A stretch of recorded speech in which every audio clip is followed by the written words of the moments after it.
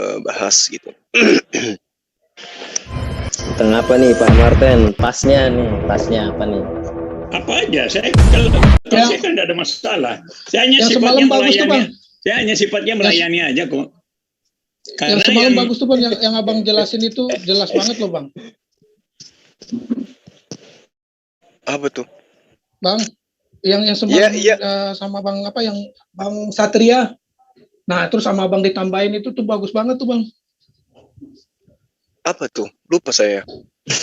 Yang semalam itu yang tentang jika Yesus itu Tuhan dan Bapak ini siapa gitu loh.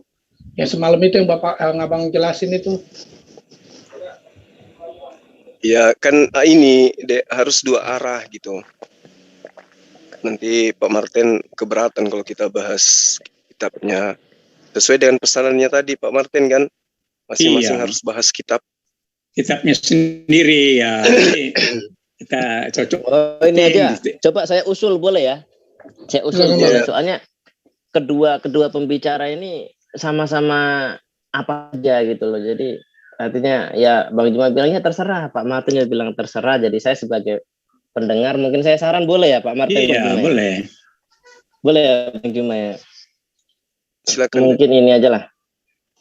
Kitab mana yang terjaga gitu. Kitab jangan Deng. Kalau tuh terlalu ini ya, terlalu menekan ya. Kitab mana yang lebih terjaga gitu aja. Gimana?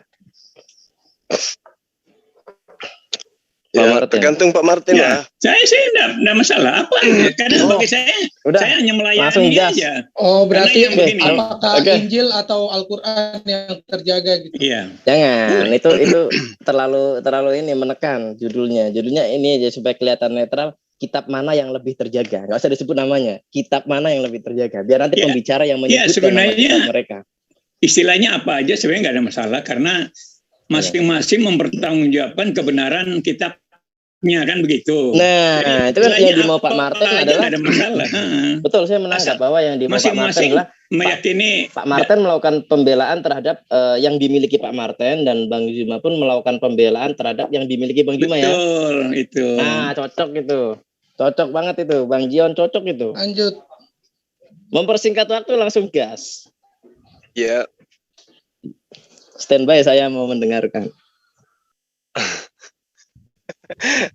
Paling pintar ini adik saya ini, cari tema terus dia duduk minum kopi gitu ya. Baik, Assalamualaikum warahmatullahi wabarakatuh. Alhamdulillahirabbil alamin. Puji syukur kita panjatkan kehadirat Allah Subhanahu wa taala. Berkat rahmat hidayah dan juga kesehatan yang diberikan kepada kita sehingga kita semua senantiasa tetap di dalam keadaan sehat. Salam serta taslim kita kirimkan kepada junjungan kita Rasulullah Muhammad SAW, Nabi yang telah memberikan pengajaran yang begitu indah kepada kita umat Islam sehingga kita bisa memiliki sebuah kitab suci yang menjadi hudan, petunjuk sekaligus sebagai pembeda daripada ajaran lain. Tema pada sore hari ini membahas tentang kitab suci mana yang kemudian terjaga kemurniannya, terjaga keasliannya hingga akhir zaman. Di dalam Al-Quran, Al-Quran sendiri berbicara tentang dirinya. Inna nahnu nazzalna zikr wa inna lahu lahafizun. Sesungguhnya kamilah yang mewahyukan Al-Quran dan sesungguhnya kami juga yang benar-benar memeliharanya. Nah, artinya bahwa hanya Al-Quran yang kemudian menjamin keaslian dirinya. Saya belum pernah menemukan ada sebuah kitab di luar daripada Al-Quran yang kemudian menyatakan bahwa dia menjamin daripada kemurnian dari dasar pewahyuan, dari mulai pewahyuan sampai kepada zaman sekarang atau akhir zaman. Al-Quran dengan jelas menerangkan inna nahnu nazzalna dzikr wa inna lahu lahafizun. Jadi Al-Quran menjamin keaslian dirinya dan itu bisa dibuktikan sampai hari ini. Saya kira begitu sebagai pengantar bagi saya sebagai narasumber dari Islam. Kepada sahabat saya Pak Martinale, waktu dan tempat disilakan. Iya, ya terima kasih Bang Juma. Itu versi Al-Quran ya. Sekarang saya bagaimana mendasari keyakinan saya berdasarkan Alkitab. Alkitab ini terdiri dari dua perjanjian lama dan perjanjian baru. Perjanjian lama artinya perjanjian dari Tuhan sendiri kepada orang Israel sebagai umat yang dipilih pertama kali, diambil dari Mesir untuk menjadi milik umat pilihan Tuhan, gitu ya. Gitu. Sedangkan perjanjian baru ini adalah penggenapan dari perjanjian lama, karena perjanjian lama itu masih dalam tahapan pertama untuk mengenal Tuhan. Bagaimana orang Israel diajar untuk mengenal Tuhan mereka, sedangkan mereka diperhadapkan oleh bangsa-bangsa lain, ada 7 bangsa-bangsa di sekitar mereka di tanah Kanaan itu yang akan mempengaruhi kehidupan mereka, sehingga mereka sangat ditekankan tentang Allah yang Esa itu. Allah yang Esa dan bagaimana tata cara mereka beribadah kepada Tuhannya.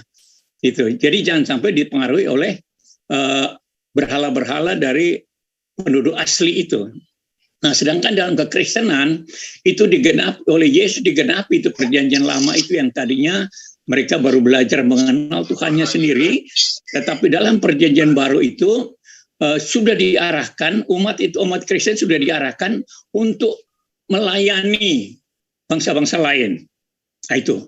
Jadi tidak hanya hidup kita sendiri, tetapi kita sudah mempunyai misi untuk bangsa yang disebut misionaris itu ya. Seperti juga dikatakan di dalam Matius 28 ayat 18 sampai 20 itu.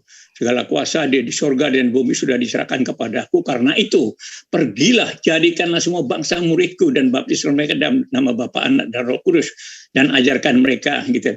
Jadi seperti itu misinya orang Kristen di situ. Nah, bagaimana caranya kita menyampaikan itu kepada orang lain? Yaitu pertama melalui sikap hidup kita sendiri. Jadi begitu. Jadi kita tidak boleh memaksakan orang. Bukan itu. Tuhan tuh kita memberitakan Tuhan itu kepada orang lain melalui sikap hidup kita. Jadi kelakuan kita yang sangat ditekankan supaya kita hidup yang baik, karena sebelum Alkitab ini Tuhan mengajarkan untuk hidup yang baik, kita sudah diperhadapkan dengan berhala-berhala atau pemahaman akan ajaran-ajaran yang tidak sesuai dengan pikiran Tuhan, ya. Nah, ini persoalannya itu. Kalau dulu kan ada korban anak segala macam, ada cara penyembahan macam-macam yang aneh-aneh gitu loh. Nah, Tuhan mengajarkan kita berbeda. Nah, supaya sifat-sifat ini betul-betul menjadi bagian daripada kehidupan orang Kristen, sehingga bisa menjadi contoh, menjadi teladan bagi bangsa-bangsa lain yang masih dipengaruhi oleh ajaran-ajaran yang berbeda gitu. Nah, biasanya ini menyangkut masalah-masalah kekerasan, masalah-masalah tidak menghargai orang lain. Itu yang sangat ditekankan dalam kekristenan. Makanya dalam kekristenan itu diajarkan kasih. Kalau di dalam perjanjian lama itu masih ada ya, gigi ganti gigi, mata ganti mata, karena mereka baru mengenal Tuhan, sehingga mereka harus membedakan antara Tuhan, ajaran Tuhan dengan penyembahan berhala. Sehingga mereka sana tidak ada kompromi untuk menghadapi orang-orang yang penyembah berhala, sehingga di sini sangat ditekankan tentang hal yang Esa itu sangat ditekankan banget, supaya masyarakat Israel itu tidak dipengaruhi oleh masyarakat ada di sekitar mereka. Sedangkan kekristenan itu sudah digenapi, tahapannya sudah berlanjut bahwa kita tidak melayani diri kita sendiri, tapi justru hidup kita ini harus menjadi teladan bagi bangsa-bangsa lain yang belum mengenal Tuhan Yesus. Nah, mungkin ini sementara dari saya gitu. Ya, baik. Terima kasih Pak Martin. Ya. Dari apa yang kemudian disampaikan. Jadi berbicara mengenai keautentikan sebuah kitab yang menjadi sumber daripada sebuah agama, itu adalah memiliki kedudukan yang sangat penting. Jadi bukan hanya sekedar isi atau muatan yang ada di dalam kitab ini, tetapi yang lebih utama kemudian adalah keabsahan kitab itu dari sumbernya. Betul-betul kita bisa ketahui bahwa itu berasal daripada Tuhan pencipta langit dan bumi. Al-Quranul Karim adalah sebuah kitab suci yang kemudian menyatakan dirinya sebagai kitab yang diwahyukan oleh pencipta langit dan bumi, dan juga Tuhan pencipta langit dan bumi itu yang kemudian mengklaim akan memelihara daripada wahyu yang diberikan kepada baginda Rasulullah Muhammad SAW. Di dalam Al-Quran diterangkan, wa anzalna ilaikal kitaba bil haqq musaddiqan lima baina yaday minal kitab wa muhaiminan alaih fahkum bainahum bima anzalallah wa la tattabi' ahwa'ahum amma ja'ak minal haqq. Jadi diterangkan bahwa kami telah mewahyukan kitab suci Al-Quran kepada Muhammad dengan membawa kebenaran, yang membenarkan kitab-kitab yang diwahyukan sebelumnya dan juga menjaganya, maka putuskanlah perkara mereka menurut apa yang diwahyukan Allah, dan janganlah engkau mengikuti keinginan mereka dengan meninggalkan kebenaran yang telah datang kepadamu. Lalu diterangkan di ayat ini, untuk setiap umat di antara kamu, wahai Muhammad, kami berikan aturan dan jalan yang terang. Kalau Allah menghendaki, niscaya kamu dijadikannya satu umat saja. Tetapi Allah hendak menguji kamu terhadap karunia yang telah diberikannya kepadamu. Maka berlomba-lombalah berbuat kebajikan, hanya kepada Allah kamu semua kembali. Lalu diberitahukannya kepadamu terhadap apa yang dahulu kamu perselisihkan. Jadi Al-Quran itu mengurai kemudian hal-hal yang terjadi sebelum Al-Quran itu diwahyukan kepada baginda Rasulullah Muhammad SAW. Juga mengurai hal yang terjadi pada masa itu dan masa yang akan datang. Nah, inilah Al-Quran. Kemudian ketika berbicara tentang Al-Quran, bahwa Al-Quran itu tersimpul dan tersirat di dalamnya semua kebenaran, Al-Quran kemudian menerangkan, wa qulil haqqu mir rabbikum faman syaa'a falyu'min wa man syaa'a falyakfur. Inna atadna lizalimina nara ahata bihim suradikuha wa iyastaghithu yugathu bima kalmuhli yaswil wujuha bi'sa syarabu wa sa'at murtafaqa. Jadi ini penekanan. Katakanlah wahai Muhammad, kebenaran itu datangnya dari Tuhanmu. Barang siapa yang menghendaki beriman, hendaklah ia beriman. Dan barang siapa menghendaki ia menutup diri dari kebenaran, biarlah ia menutup diri dari kebenaran. Ini yang diterangkan oleh Al-Quran. Jadi ketika menerima sebuah pemberitaan dalam sebuah kitab, maka yang paling pertama kemudian yang harus diuji adalah keotentikan kitab ini, asal-usulnya. Bukan daripada isi kitab itu sendiri. Kalau kita tidak mengetahui siapa kemudian yang membawa informasi, maka bagaimana mungkin kemudian kita bisa meyakini bahwa informasi itu akurat? Contoh, Al-Quranul Karim diwahyukan oleh Allah, kemudian disampaikan oleh baginda Rasulullah Muhammad SAW. Orang yang sesaman beliau mengenal Rasulullah Muhammad SAW, siapa ibunya, siapa ayahnya, siapa pamannya, dan seterusnya. Bagaimana perjuangannya, kemudian pandangan masyarakat pada umumnya terhadap dirinya. Sehingga apa yang terlontar dari lisannya, itu diimani sebagai sebuah kebenaran. Dan ini tidak ditemukan di kitab lain. Yang saya lihat, bahwa apa yang tertuang di dalam sebuah kitab, di luar daripada kitabnya umat Islam itu hanya berdasar terhadap keimanan. Diimani tanpa mau tahu asal-usul dan fungsi daripada penyampai atau penulis atau pengabar ini, itu sebagai apa tujuannya? Apa tujuannya menulis? Bagaimana pengabsahannya? Kemudian cara mendapatkannya itu seperti apa? Ya, kalau Al-Quran itu jelas. Al-Quran menerangkan dirinya, lalu kemudian Al-Quran juga yang menjaga dirinya berdasarkan terhadap firman yang diwahyukan oleh Allah di dalam Al-Quran itu sendiri. Saya kira begitu, Pak Martin. Tema kita sekarang berbicara mengenai kesucian atau keabsahan daripada kitab suci. Silakan, Pak. Baik, Bang Juma, terima kasih. Jadi tadi Bang Juma sendiri menjelaskan bahwa Al-Quran itu ditulis berdasarkan wahyu. Pertama, jadi wahyu ya, ditulis berdasarkan wahyu. Sedangkan wahyu itu kita masih diragukan tuh dari siapa sebenarnya, itu kan sebenarnya belum jelas itu. Ini yang saya tangkap itu seperti itu. Sehingga sangat berbeda dengan Alkitab. Nah, kalau Alkitab itu bukan wahyu seperti yang disampaikan pada Al-Quran, bukan. Alkitab itu adalah menceritakan yang diceritakan oleh para nabi, ya, atau rasul-rasul itu, kejadian yang mereka melihat sendiri. Jadi peristiwa yang mereka melihat sendiri itu yang mereka tulis. Jadi kalau bicara soal akuratnya, otentiknya, jelas Alkitab sangat akurat dan sangat otentik. Karena penulis itu sendiri berdasarkan apa yang dia saksikan sendiri. Mungkin agak berbeda kalau di Musa memang. Kalau Musa itu menerima wahyu memang. Seperti misalnya bagaimana Allah menciptakan alam ini, itu betul wahyu. Jadi bukan dia yang lihat, tapi wahyu dari Tuhan. Tetapi setelah itu semuanya itu berdasarkan kenyataan, apa yang terjadi. Seperti Musa dalam perjalanannya mulai membawa orang Israel sampai laut dibelah, sampai di Gunung Sinai. Ada di sana Tuhan datang dalam rupa api, lalu menulis hukum Taurat beri kepada Musa. Langsung dari Tuhan sendiri menulis hukum Taurat itu diberikan kepada Musa.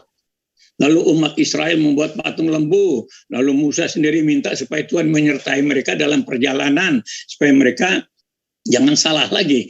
Jadi di sini bahwa perjalanan kehidupan umat Tuhan itu disertai, dibimbing. Jadi bukan berdasarkan kemauan sendiri, itu bukan, sama sekali tidak. Pertama, penulisan Al-Quran, Alkitab itu berdasarkan saksi mata, artinya orang yang melihat sendiri, lalu dalam kehidupan selanjutnya itu dituntun oleh Tuhan gitu. Ya. Jadi kalau misalnya dalam perjalanan setelah dari Gunung Sinai, jadi setelah orang Israel membuat patung lembu itu, Musa lalu khawatir gitu. Musa khawatir bagaimana perjalanan mereka selanjutnya itu bagaimana. Sedangkan baru ditinggal 40 hari aja umatnya sudah membuat patung lembu. Lalu tuh Musa sendiri komplain dengan Tuhan. Nah itu di Keluaran 33:15. Berkatalah Musa kepadanya, jika engkau sendiri tidak membimbing kami, janganlah suruh kami berangkat dari sini. Nah itu ya. Tapi Tuhan sendiri mengatakan, aku sendiri hendak membimbing engkau dan memberikan ketentraman kepadamu. Nah, disinilah perbedaan Alkitab itu dengan Al-Quran, dan Tuhannya juga berbeda. Karena Tuhan menjanjikan dia akan membimbing umatnya itu sampai ke tanah Kanaan. Musa katakan, kalau engkau tidak membimbing kami, jangan suruh kami berangkat dari sini. Artinya, umat Tuhan itu harus dibimbing oleh Tuhan. Kalau tidak, jangan suruh kami jalan, karena pasti kami salah. Seperti buktinya orang Israel. Begitu ditinggal Musa 40 hari, langsung mereka bikin patung lembu. Nah inilah terbelakang kenapa orang Israel membuat itu, karena itu. Karena mereka belum dituntun Tuhan. Sedangkan selanjutnya setelah itu, Musa minta supaya Tuhan langsung membimbing mereka untuk seluruh perjalanan mereka sampai di tanah Kanaan. Nah di situ. Jadi Alkitab itu bukan wahyu-wahyu seperti kepada Al-Quran. Tetapi peristiwa yang terjadi yang disaksikan oleh penulis itu, dan itu yang ditulis. Memang dalam tuntunan Roh Kudus juga, tidak semaunya juga, karena manusia itu terbatas. Kalau dia tidak dituntun Tuhan, tentu bisa salah. Tapi semua isi Alkitab itu dituntun Tuhan kepada penulis, sehingga apa yang dia lihat, apa yang harus dituliskan di sana itu diarahkan oleh Tuhan sendiri. Sehingga Alkitab itu sangat sempurna sekali di dalam penulisan kisah-kisahnya. Itu karena dituntun oleh Tuhan sendiri. Nah kalau ada hal-hal yang belum bisa terima itu karena kelemahan akal kita sendiri. Makanya kita harus bergantung kepada Tuhan, minta petunjuk Tuhan supaya kita mengerti apa yang dimaksud dengan yang tertulis di dalam kitab suci itu. Jadi di situ bedanya Bang Juma, bahwa Alkitab itu menulis tentang peristiwa yang terjadi, lalu disaksikan oleh penulis itu sendiri, lalu dia menulis di Alkitab. Sehingga keakuratan itu kita lebih pasti gitu. Lebih jelas, lebih otentik, lebih akurat gitu. Nah itu.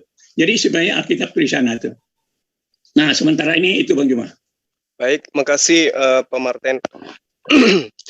Jadi kalau kita berbicara mengenai sebuah informasi ya, pemberitaan tentang sesuatu, lalu kemudian kita yakini sesuatu itu sebagai sebuah kebenaran, maka pondasi awal kita harus tahu siapa penulis daripada informasi dan siapa yang kemudian menyampaikan. Terkait dengan hal ini, Al-Quran itu memiliki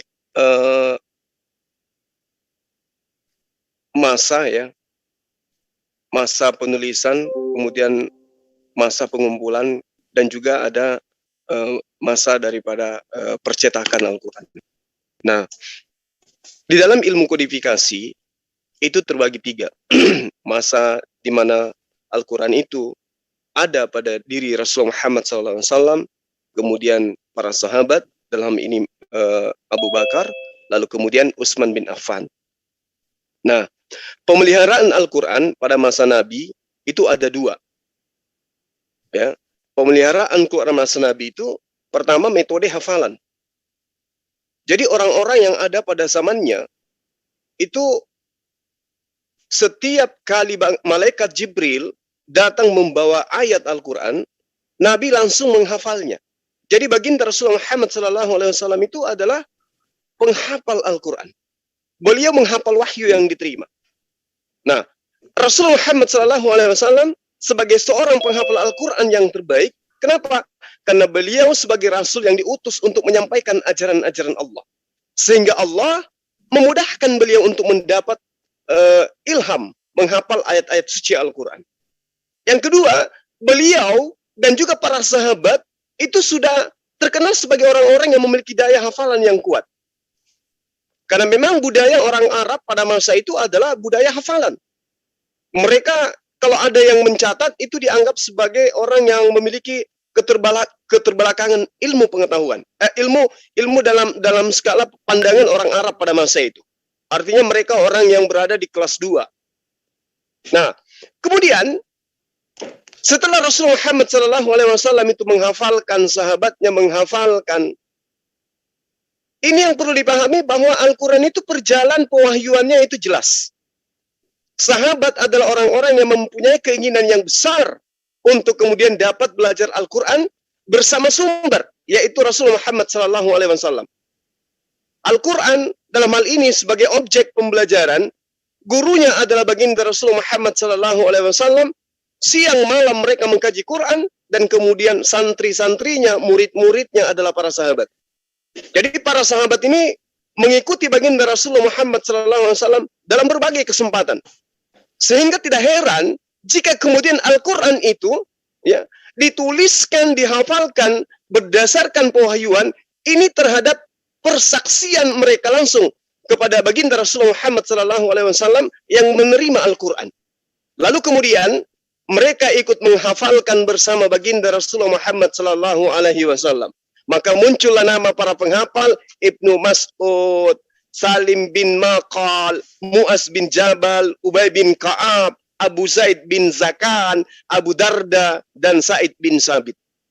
Metode-metode penghafalan ini itu memunculkan para penghafal yang kemudian juga adalah orang-orang yang duduk bersama dengan baginda Rasulullah Muhammad SAW di dalam menerima wahyu. Jadi informasi tentang Al-Quran itu akurat. Orang-orangnya ada, namanya jelas, masa pewahyuan, mereka menghafalkan, duduk bersama dengan sumber. Lalu kemudian, metode hafalan yang pertama berlanjut kepada metode tulisan.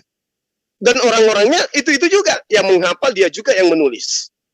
Jadi di samping hafalan terhadap Quran, Rasulullah Muhammad SAW itu berusaha dengan kuat mendokumentasikan Al-Quran dalam bentuk tulisan. Oleh karena itulah kemudian para pakar sejarah menunjukkan bahwa beberapa sahabat yang ahli menulis seperti Ali, Muawiyah, kemudian Ubay bin Ka'ab, Sa'id bin Sabit, setiap kali pewahyuan mereka ini kemudian disuruh oleh beliau menuliskan ayat-ayat yang diwahyukan pada masa itu. Jadi keakuratan Al-Quran itu terjaga. Apa yang kemudian datang dari Allah disampaikan melalui malaikat Jibril, lalu kemudian diwahyukan kepada baginda Rasulullah Muhammad SAW, disampaikan, dihafalkan oleh beliau, lalu kemudian dihafalkan oleh para murid, oleh para sahabat, lalu kemudian mereka menuliskan.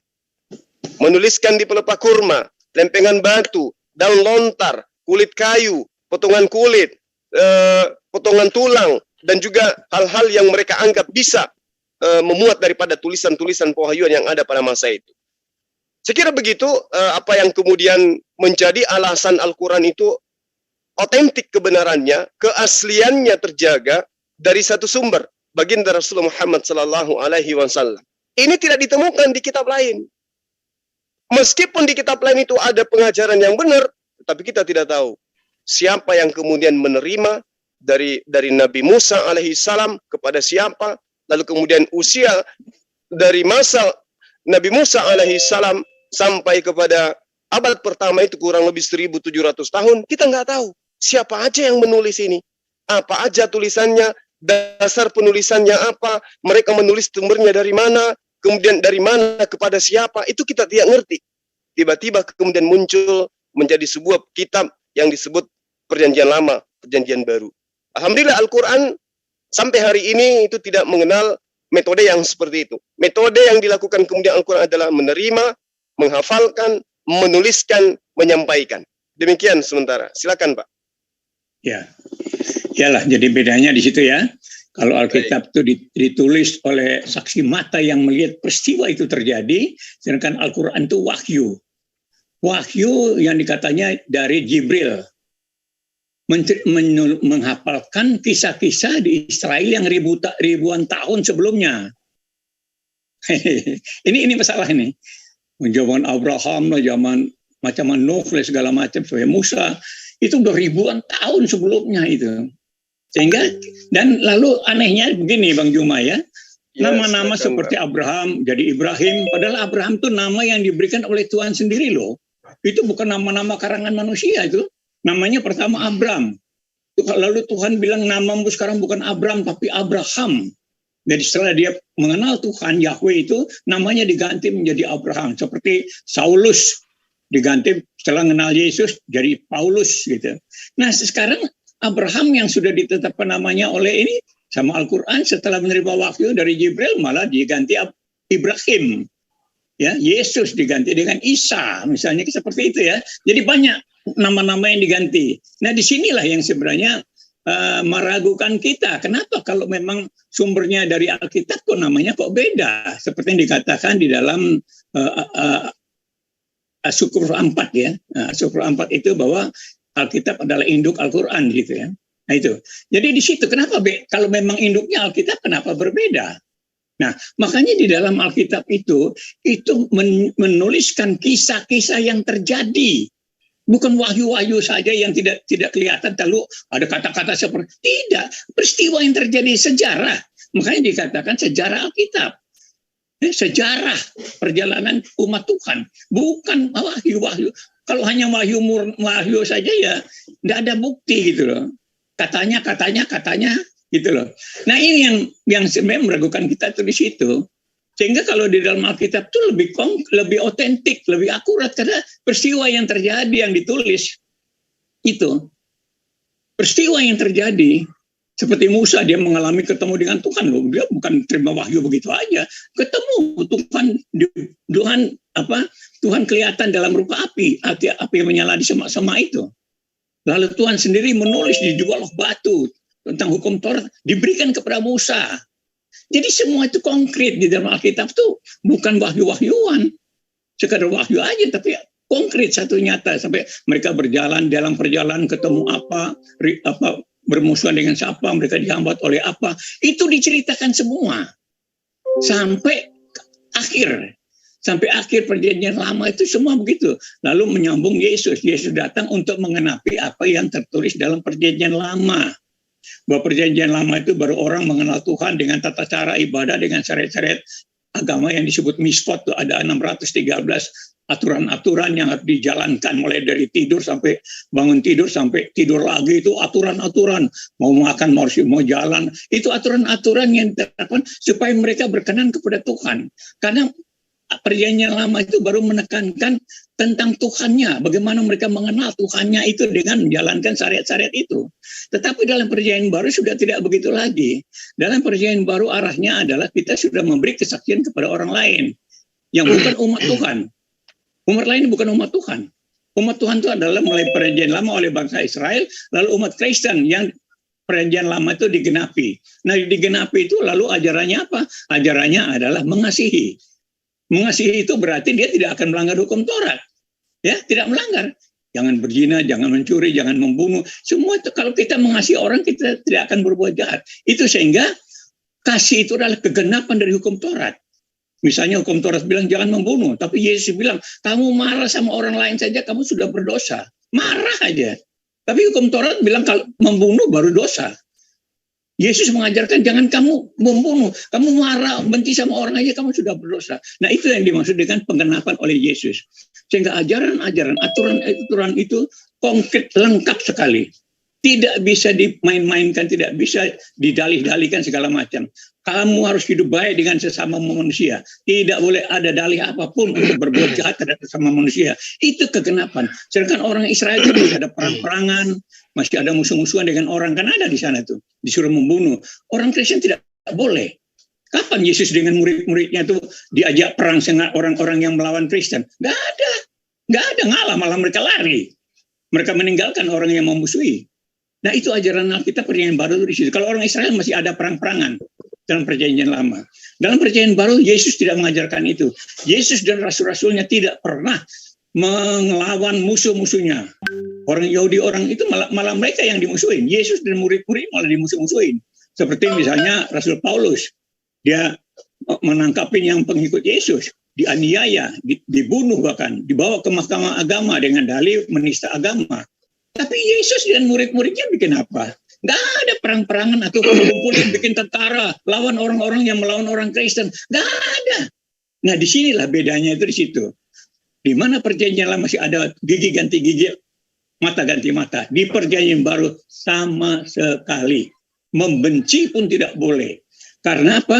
Tuhan yang menyertai dan Tuhan yang akan menyelesaikan semua permusuhan pertikaian dengan manusia itu. Tuhan yang akan menyelesaikan. Makanya sampai sekarang orang Kristen berusaha untuk tidak ada masalah dengan sesama yang lain. Orang lain boleh mengintimidasi, boleh menghina, boleh membuat apa, bakar gereja, kayak merobot, tidak boleh ibadah. Kan kita haleluya saja, karena kita sudah diajar. Dunia akan membenci kamu karena mereka tidak pernah mengenal Tuhan. Orang yang membenci itu orang yang tidak pernah mengenal Tuhan. Itu kuncinya di situ. Ya, orang yang mengasihi sesama itu orang yang mengenal Tuhan. Kalau yang membenci itu bukan mereka karena mereka tidak mengenal Tuhan. Itu kuncinya kita orang Kristen, sehingga kita memaklumi setiap perilaku yang merugikan kita begitu. Kita haleluya saja kok. Paling kita berdoa, tolong Tuhan kuatkan iman saya supaya saya tidak goyah di dalam ancaman ini, dalam hambatan, dalam tantangan ini gitu. Jadi disitulah ajaran Kristen yang sangat-sangat luar biasa, yang berbeda dengan semua ajaran agama manapun. Beda. Kita disuruh ngalah. Dan itu juga ditunjukkan secara konkret oleh Tuhan Yesus. Bahwa waktu dia dibenci oleh orang Yahudi, orang ahli Taurat, orang Farisi, sampai mereka mencari-cari kesalahannya. Dan mereka bilang dia sudah menista Tuhan karena mengaku sebagai anak Allah. Ya, lalu dia disalib. Dia tidak melawan. Dihina, dipecuti sampai kayak gitu, ditusuk sampai macam-macam, bikin segala. Enggak. Malah dia bilang, ya Bapa ampuni mereka karena mereka tidak tahu apa yang mereka perbuat. Kenapa? Kenapa dia bilang begitu? Mereka tidak tahu apa yang mereka perbuat. Karena semua perbuatan jahat mereka itu akan menimpa mereka lagi. Itu. Sehingga sampai sekarang kita sudah lihat bukti-buktinya itu. Orang yang melawan kebenaran, mereka akan justru akan terjerumus di dalam masalah itu sendiri. Mereka akan bunuh-bunuhan, mereka akan saling bermusuhan sendiri. Makanya orang Kristen tidak boleh melakukan itu. Kalaupun ada yang orang melakukan, biarkan saja, karena Tuhan adalah hakim yang adil. Jangan kita yang menghakimi, kita ngalah saja gitu. Kalau apa yang kita rugi itu Tuhan akan gantikan. Jadi kita jangan takut. Nah kira-kira gitu Bang Juma. Ya. Baik, makasih Pak Martin. Sedikit saya ingin meluruskan tadi ya, data yang sahabat saya ini, Pak Martin yang saya hormati, bacakan di dalam surah As-Zukhruf ayat 4. Di situ diterangkan wa innahu fi ummil kitabi ladaina la'aliyyun hakim. Jadi terjemahan yang ada di dalam Al-Qur'an ya, Departemen Agama itu menerangkan begini. Dan sesungguhnya Al-Qur'an itu dalam induk Alkitab di sisi kami adalah benar-benar tinggi nilainya dan amat banyak mengandung hikmah. Nah, inilah kenapa saya selalu melarang ya, untuk supaya di luar agama Islam itu jangan mengambil kata Alkitab. Karena alif lam itu, kata yang dimulai dengan alif lam itu hanya milik Islam. Nah, ini terbukti. Sehingga ketika menggunakan kata Alkitab, seakan-akan Al-Quran surah As-Zukhruf ini berbicara tentang apa yang kemudian disebut oleh sahabat Kristen itu dengan sebutan Alkitab. Padahal yang dimaksud Alkitab di sini adalah pengajaran Allah yang ada di Lauh Mahfuz. Jadi dinyatakan dalam ayat ini, sesungguhnya Al-Quran itu telah ditetapkan di dalam induk sebuah kitab. Ya, induk sebuah kitab itu adalah merupakan asal kitab, yaitu Lauh Mahfuz di sisi Allah. Jadi bukan Ummil Kitabi itu adalah kitabnya teman Kristen. Ini adalah berbicara mengenai sumber yang kemudian disebut dengan induk Alkitab yang ada di sisi Allah, Lauhul Mahfuz. Saya kira itu. Lalu kemudian kembali kepada tema saya ya. Saya fokus kepada tema tentang keotentikan Al-Qur'anul Karim. Jadi tadi saya sudah menjelaskan salah ataupun tidaknya Al-Qur'an ya. Bukan firman Tuhan ataupun firman Tuhan, itu nanti bisa kita uji dari isinya.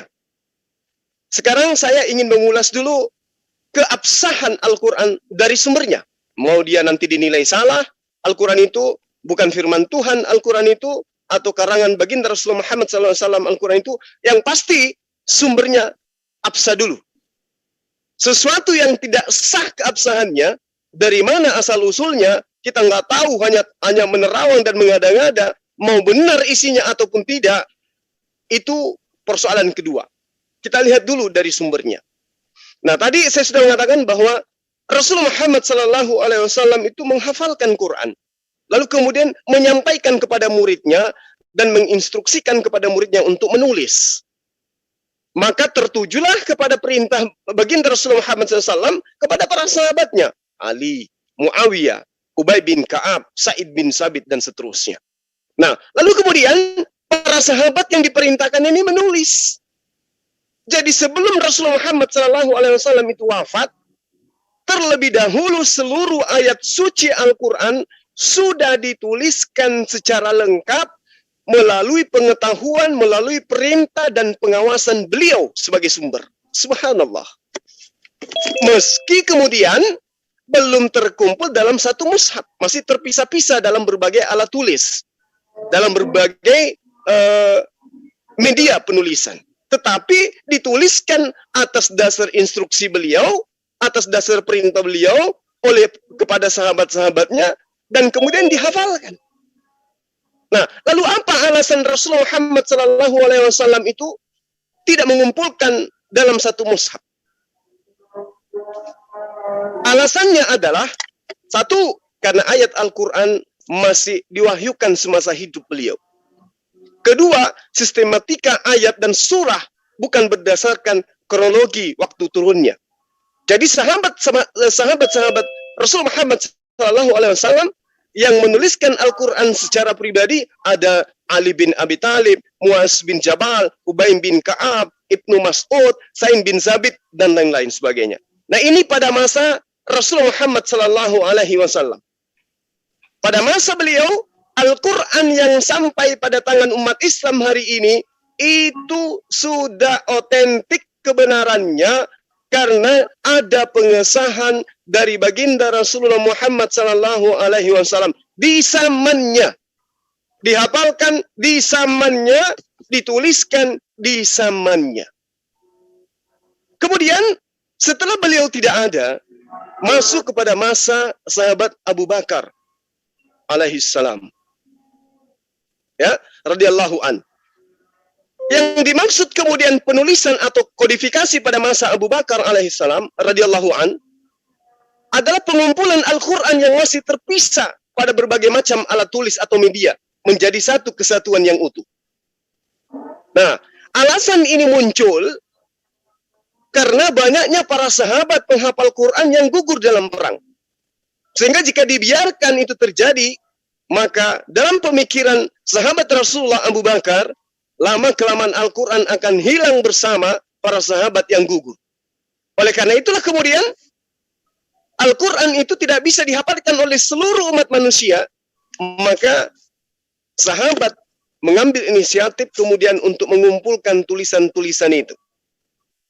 Nah, ini yang terjadi di dalam pewahyuan Al-Quran sampai kepada umat Islam hari ini. Kalau kemudian tadi sahabat kita mengatakan, Pak Martin mengatakan bahwa kitabnya adalah kitab suci, firman Allah, isinya adalah ajaran kasih dan seterusnya. Yesus tidak pernah mengajarkan perang, membunuh dan seterusnya. Ya, saya hanya ingin mengatakan begini. Pada masa Yesus itu datang, pemerintahan yang berlaku, undang-undang yang berlaku, aturan-aturan ketatanegaraan atau kerajaan yang berlaku adalah aturan yang diatur kemudian oleh pemerintahan Kekaisaran Romawi.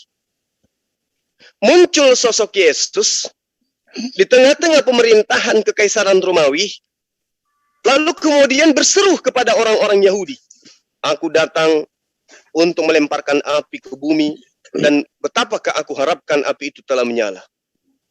Akan tetapi semua seteruku ini yang tidak suka aku menjadi rajanya, bawalah mereka kemari dan bunuhlah mereka di depan mataku. Ini data. Bagaimana kemudian dikatakan kalau ada orang yang ingin menjadi pengikutku tapi tidak membenci ayahnya, bapaknya, ibunya, anaknya, saudara-saudaranya. Ini Yesus serukan di tengah-tengah pemerintahan kerajaan Kekaisaran Romawi.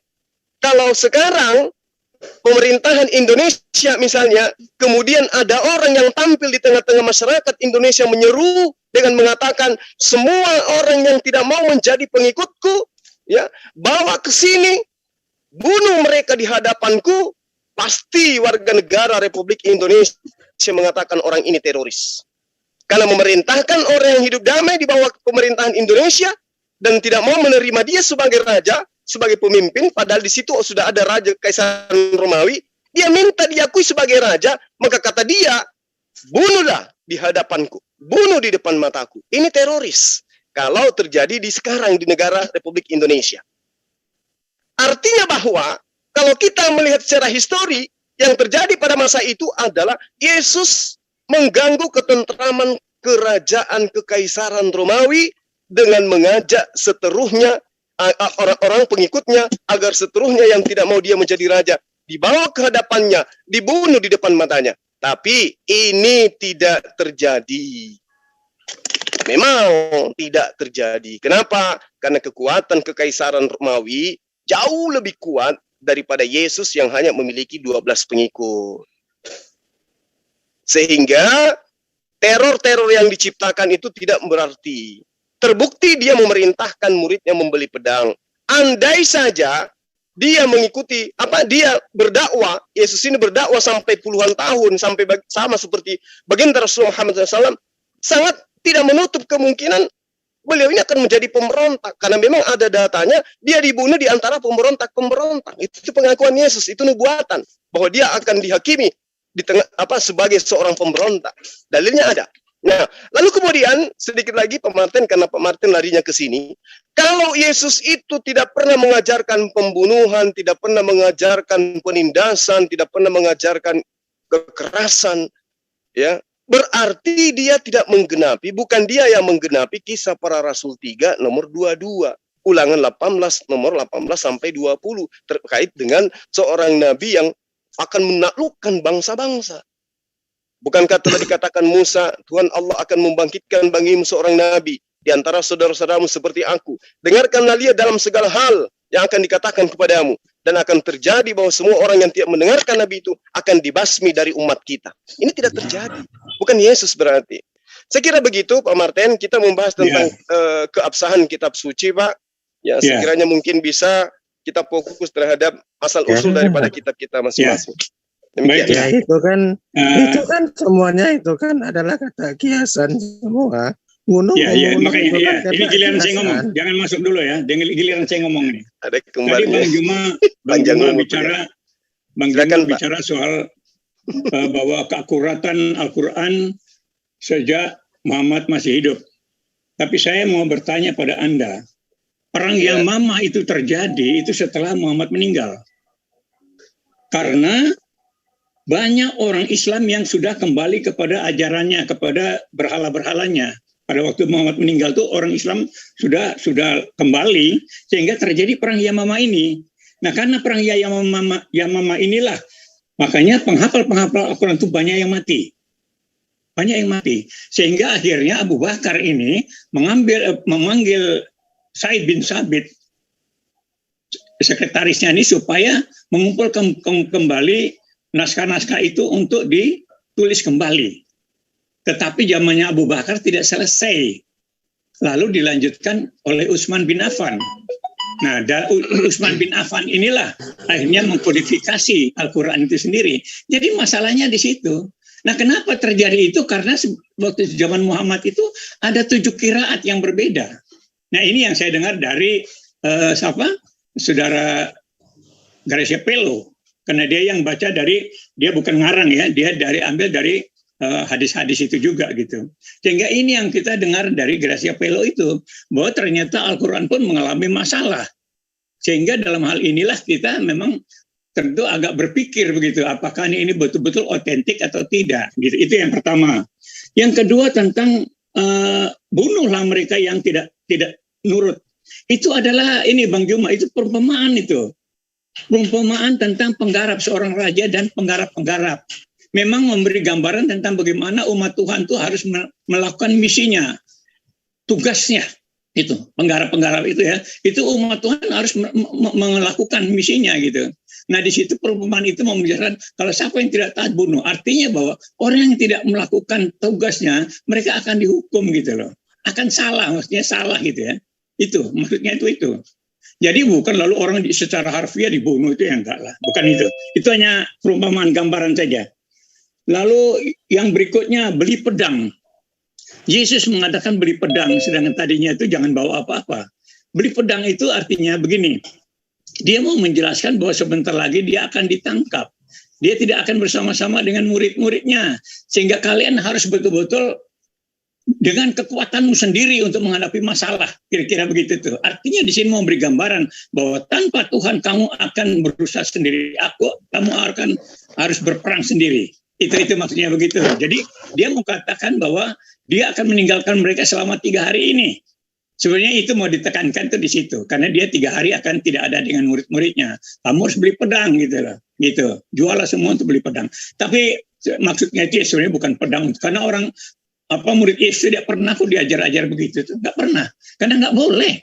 Karena Tuhan yang akan menyelesaikan kok. Sampai sekarang ini Tuhan akan campur tangan terhadap orang Kristen. Yesus mau dihina kayak apa nggak ada masalah buat kita. Kita ketawa aja. Karena orang yang menghina Yesus itu dia akan jadi bumerang itu buat dirinya. Makanya orang-orang yang menghina Kristen, menghina Yesus, lihat mereka apa, hidupnya apa aman? Ya enggak juga. Enggak. Nah disitulah kelebihan ajaran Yesus tentang kasih.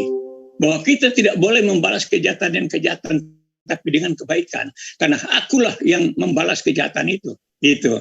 Sehingga inilah. Lalu yang berikutnya tentang apa tadi? Kisah berapa ayat 22 itu tentang apa itu? Sosok Nabi yang akan menaklukkan bangsa-bangsa. Oh iya.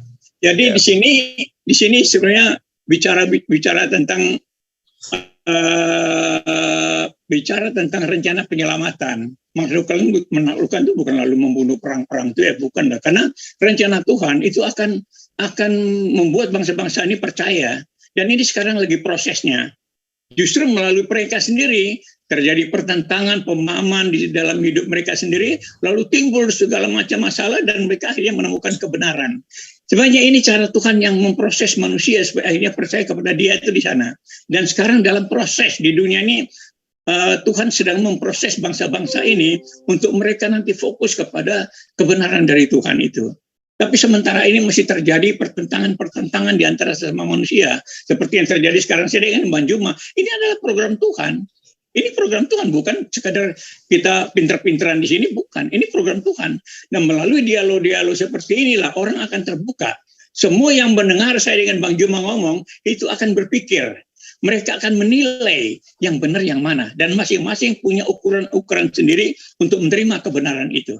Tapi saya maksud tahu Bang Juma bahwa inilah program rencana penyelamatan Tuhan. Melalui berbagai macam pertentangan, perdebatan, diskusi, ya semua itu mengarahkan manusia kepada pengenalan akan Tuhan yang benar. Dan Tuhan yang benar itu mengajarkan segala sesuatu yang benar, yang baik-baik saja. Itu bedanya di sana. Orang Kristen tidak boleh merugikan orang lain. Itu ya kalau masih ada itu oknum ya. Tetapi ajaran kasih itu jelas mengatasi semua hal-hal yang jahat terhadap sesama manusia. Karena kasih itu tidak berbuat dosa. Dan namanya Yahweh itu atau Elohim itu adalah kasih. Dia itu kasih itu sendiri. Sehingga kasih bagi kita itu satu yang luar biasa banget gitu loh. Karena dia adalah Yahweh itu sendiri. Nah itu, jadi inti ajaran Kristen itu di situ. Sehingga kalau perumpamaan tentang penggarap-penggarap yang dibunuh itu hanya gambaran saja. Tapi yang maksud dibunuh itu artinya mereka akan binasa kalau mereka tidak menjadi umat Tuhan. Nah mungkin itu yang saya bisa sampaikan sementara ini untuk Bang Juma. Ya terima kasih. Saya boleh menyela sedikit nggak? Ya. Iya boleh. Begini, Pak Martinale ya. Selamat berjumpa lagi dengan saya. Iya Bang Heri, aduh luar biasa nih, teman lama saya nih. Iya, saya luruskan masalah ilmu qiraat, ya. Iya. Ilmu qiraat atau maharat qiraah adalah keterampilan dalam membaca yang disajikan dalam materi pembelajaran dengan cara dibacakan terlebih dahulu oleh guru, kemudian diikuti oleh para murid. Jadi tidak ada masalah tentang ilmu qiraat, 7 qiraat yang berbeda itu tidak ada masalah. Dan itu tidak pernah menjadi pertumpahan darah, itu pertama. Kedua, ajaran kasih Kristen, saya sebagai mantan seorang Kristen, mantan seorang Katolik, ya. Nah, ajaran kasih yang diterapkan oleh orang Kristen ini, mohon maaf, bukan saya mau memperkeruh suasana, tidak, tapi saya katakan ini nggak logis, konyol. Kenapa saya katakan konyol? Kasihilah musuhmu. Siapa yang bisa mengasihi musuhmu? Tampar pipi kiri, kasih pipi kanan. Siapa yang bisa seperti itu? Di saat kamu dicuri, dirampok, diam kamu. Oh tuh, masih ada di dalam berangkas, ambil aja, kasihan. Kan nggak logis Pak Martinale ya, nggak logis ya. Sangat nggak logis sekali. Sangat tidak logis sekali. Nah, kalau masalah mengasihi sesama, ya, kalau masalah mengasihi sesama, Islam juga mengajarkan tentang itu. Iyalah rahmatan lil alamin. Cuma diatur dengan hukum qisas. Yang bersalah tetap dihukum, bukan dikasihi. Ini lebih logis Pak Martinale. Saya rasa itu saja dulu. Silakan senior guru saya Bang Juma dilanjut. Iya, baik Bang Heri, luar biasa. Kita udah lama nggak ketemu nih. Saya senang sekali ketemu dengan Bang Heri nih. Jadi begini, ya memang kasih itu nggak masuk akal. Itu benar itu. Berdasarkan akal yang manusia terbatas itu memang seperti itu. Itu Tuhan juga udah jelaskan itu, makanya kita dikaruniakan iman. Itu. Iman itu berpikir yang melampaui akal. Nah, disinilah kita berbeda, Bang Heri ya. Orang Islam dan Kristen itu berbedanya di situ. Itu inti. Saya terima kasih Anda angkat ini nih. Jadi orang Kristen itu justru dikasih iman untuk menuntun akal. Sedangkan orang Islam masih tetap bergantung pada akalnya. Sehingga apa yang diajarkan tentang kasih ini sama sekali nggak logis, konyol. Betul itu, saya aminkan itu. Itulah keterbatasan akal manusia. Tetapi 3 miliar lebih orang Kristen di dunia ini percaya itu. Kalau mereka anggap itu ajaran konyol, mereka akan tinggalkan itu dan lari semua ke Islam. Tapi ternyata banyak orang Islam justru kembali. Tunggu dulu. Ajaran yang konyol ini, yang konyol ini justru yang dari Tuhan. Ajaran yang logis-logis itu dari manusia. Itu bedanya Bang Heri. Ya. Saya pahami. Berarti saya tangkap di sini bahwa ajaran Kristen adalah ajaran konyol. Terima kasih pengakuannya Pak Martinale. Inilah sebabnya saya angkat kaki dari Gereja Katolik Katedral Balikpapan. Karena apa? Begini Pak Martinale. Ya, adalah bukan rahasia umum lagi. Jikalau yang membedakan manusia dengan binatang adalah akalnya. Itu menurut Al-Quran. Ya, Al-Quran itu begitu memang. Ya. Betul. 1, 2, 3. Iya. 2, 3, 1. Dilanjut. Pak Martin, Juma, saya boleh bicara sedikit? Silakan, sahabatku. Tunggu dulu, Pak Lamsen sehat kan? Alhamdulillah, sehat. Pak Lamsen, apa kabar?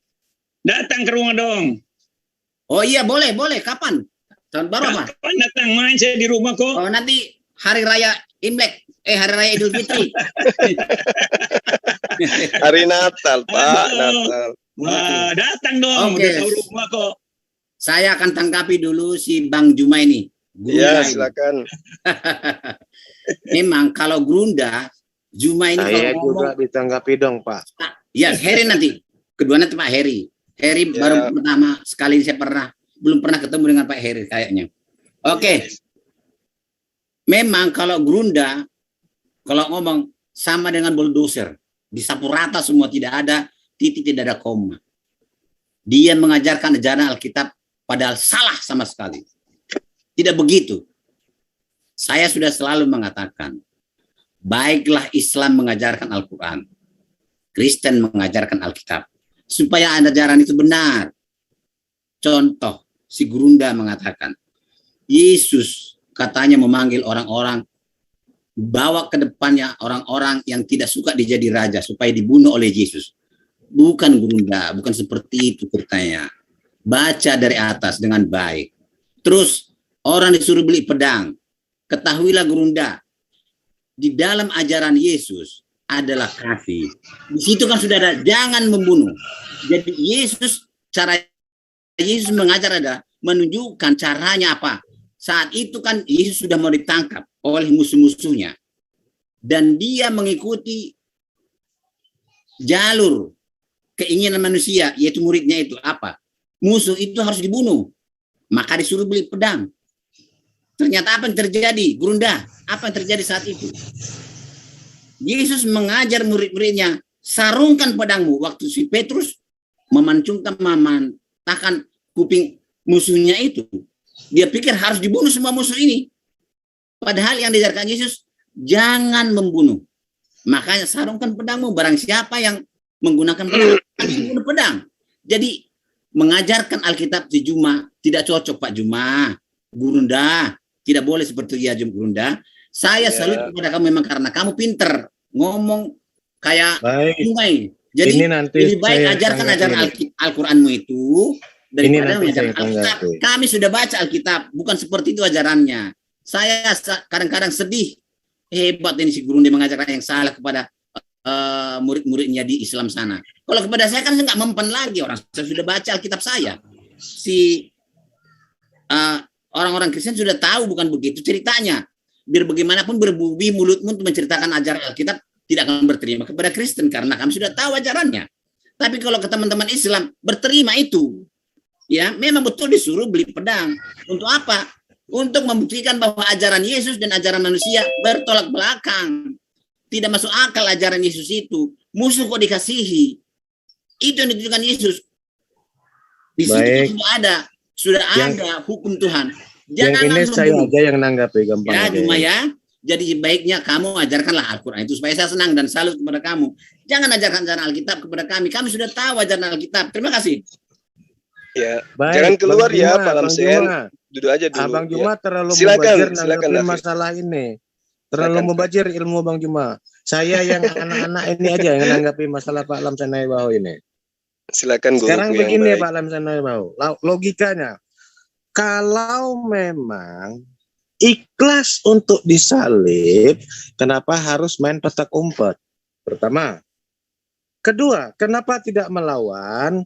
Karena sudah kalah personil, mati konyol. Kalau seandainya dipaksakan pada saat mati konyol, murid-muridnya juga ikut mati, maka tidak akan ada lagi penerusnya. Makanya dia lebih memilih menyerahkan diri untuk tidak melawan, kalian kabur.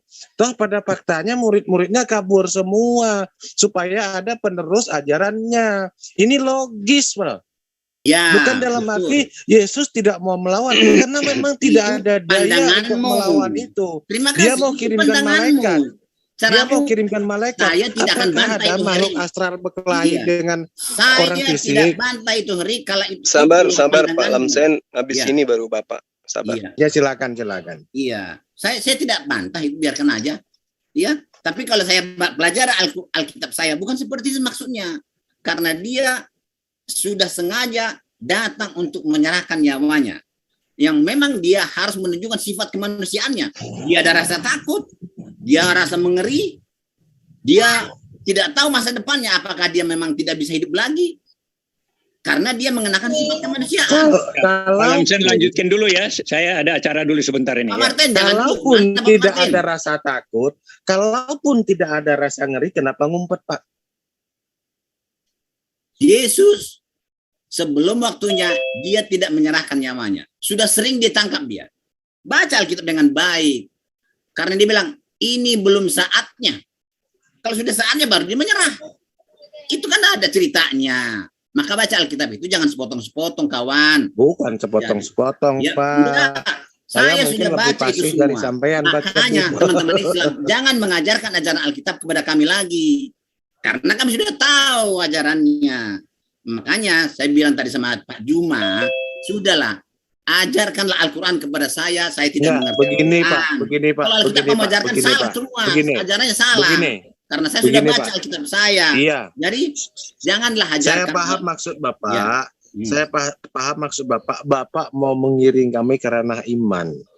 Iman ini kita tidak bisa kita debatkan, tidak bisa kita benturkan karena ini masalah iman. Hanya orang-orang konyol yang memperdebatkan masalah iman. Yang kita perdebatkan sekarang adalah isi Bible, kemudian kita bungkus dengan akademis. Sorry. Jangan berpikir negatif lah, kawan. Saya belum pernah katakan masalah iman, tidak. Saya sudah baca Alkitab itu. Bukan seperti apa yang kamu ajarkan. Bukan. Dia kan sistematis. Jelas kok bahasa Indonesia. Tidak susah dibaca. Ya. Tidak susah dibaca. Ya, dimengerti. Ya, tapi arahnya sampean kan sedikit-sedikit. Kok sedikit-sedikit? Itu urusan iman. Itu urusan Tuhan. Bukan urusan manusia. Iya. Bagaimana kita manusia mau mengatur. Ini kan sudah merujuk ke masalah iman. Kalau sudah ke masalah iman. Makanya tidak ini adalah sesuatu yang sangat konyol. Yesus sering mau ditangkap, mau dibunuh, tapi tidak jadi karena belum saatnya. Karena kamu tidak tahu. Kamu mau bilang petak umpat, tidak petak umpat. Jadi dia berkata ini belum saatnya. Di Taman Getsemani dia sembunyi, Pak. Oke, bukannya di Taman Getsemani dia sembunyi. Ayo, ini Bible Anda loh. Di mana dia sembunyi? Tidak ada sembunyi. Coba tampilkan satu perikop. Tampilkan satu perikop. Dia menyerahkan nyawanya. Sudah tiba saatnya. Sudah genap. Kalau sudah genap artinya sudah selesai. Baru dia mati. Kalau memang mau menyerahkan nyawanya, kenapa ada ajarkanlah Al-Quranmu itu kepada saya. Jangan Alkitab diajarkan supaya baik. Ya, lagi juga Alkitab saya itu kamu tidak percaya. Alkitab saya kan menurut Zuma, Alkitab saya itu adalah tulisan wartawan gadungan. Jadi Yesus ini adalah bukan Isa Al-Masih yang di Al-Quranmu.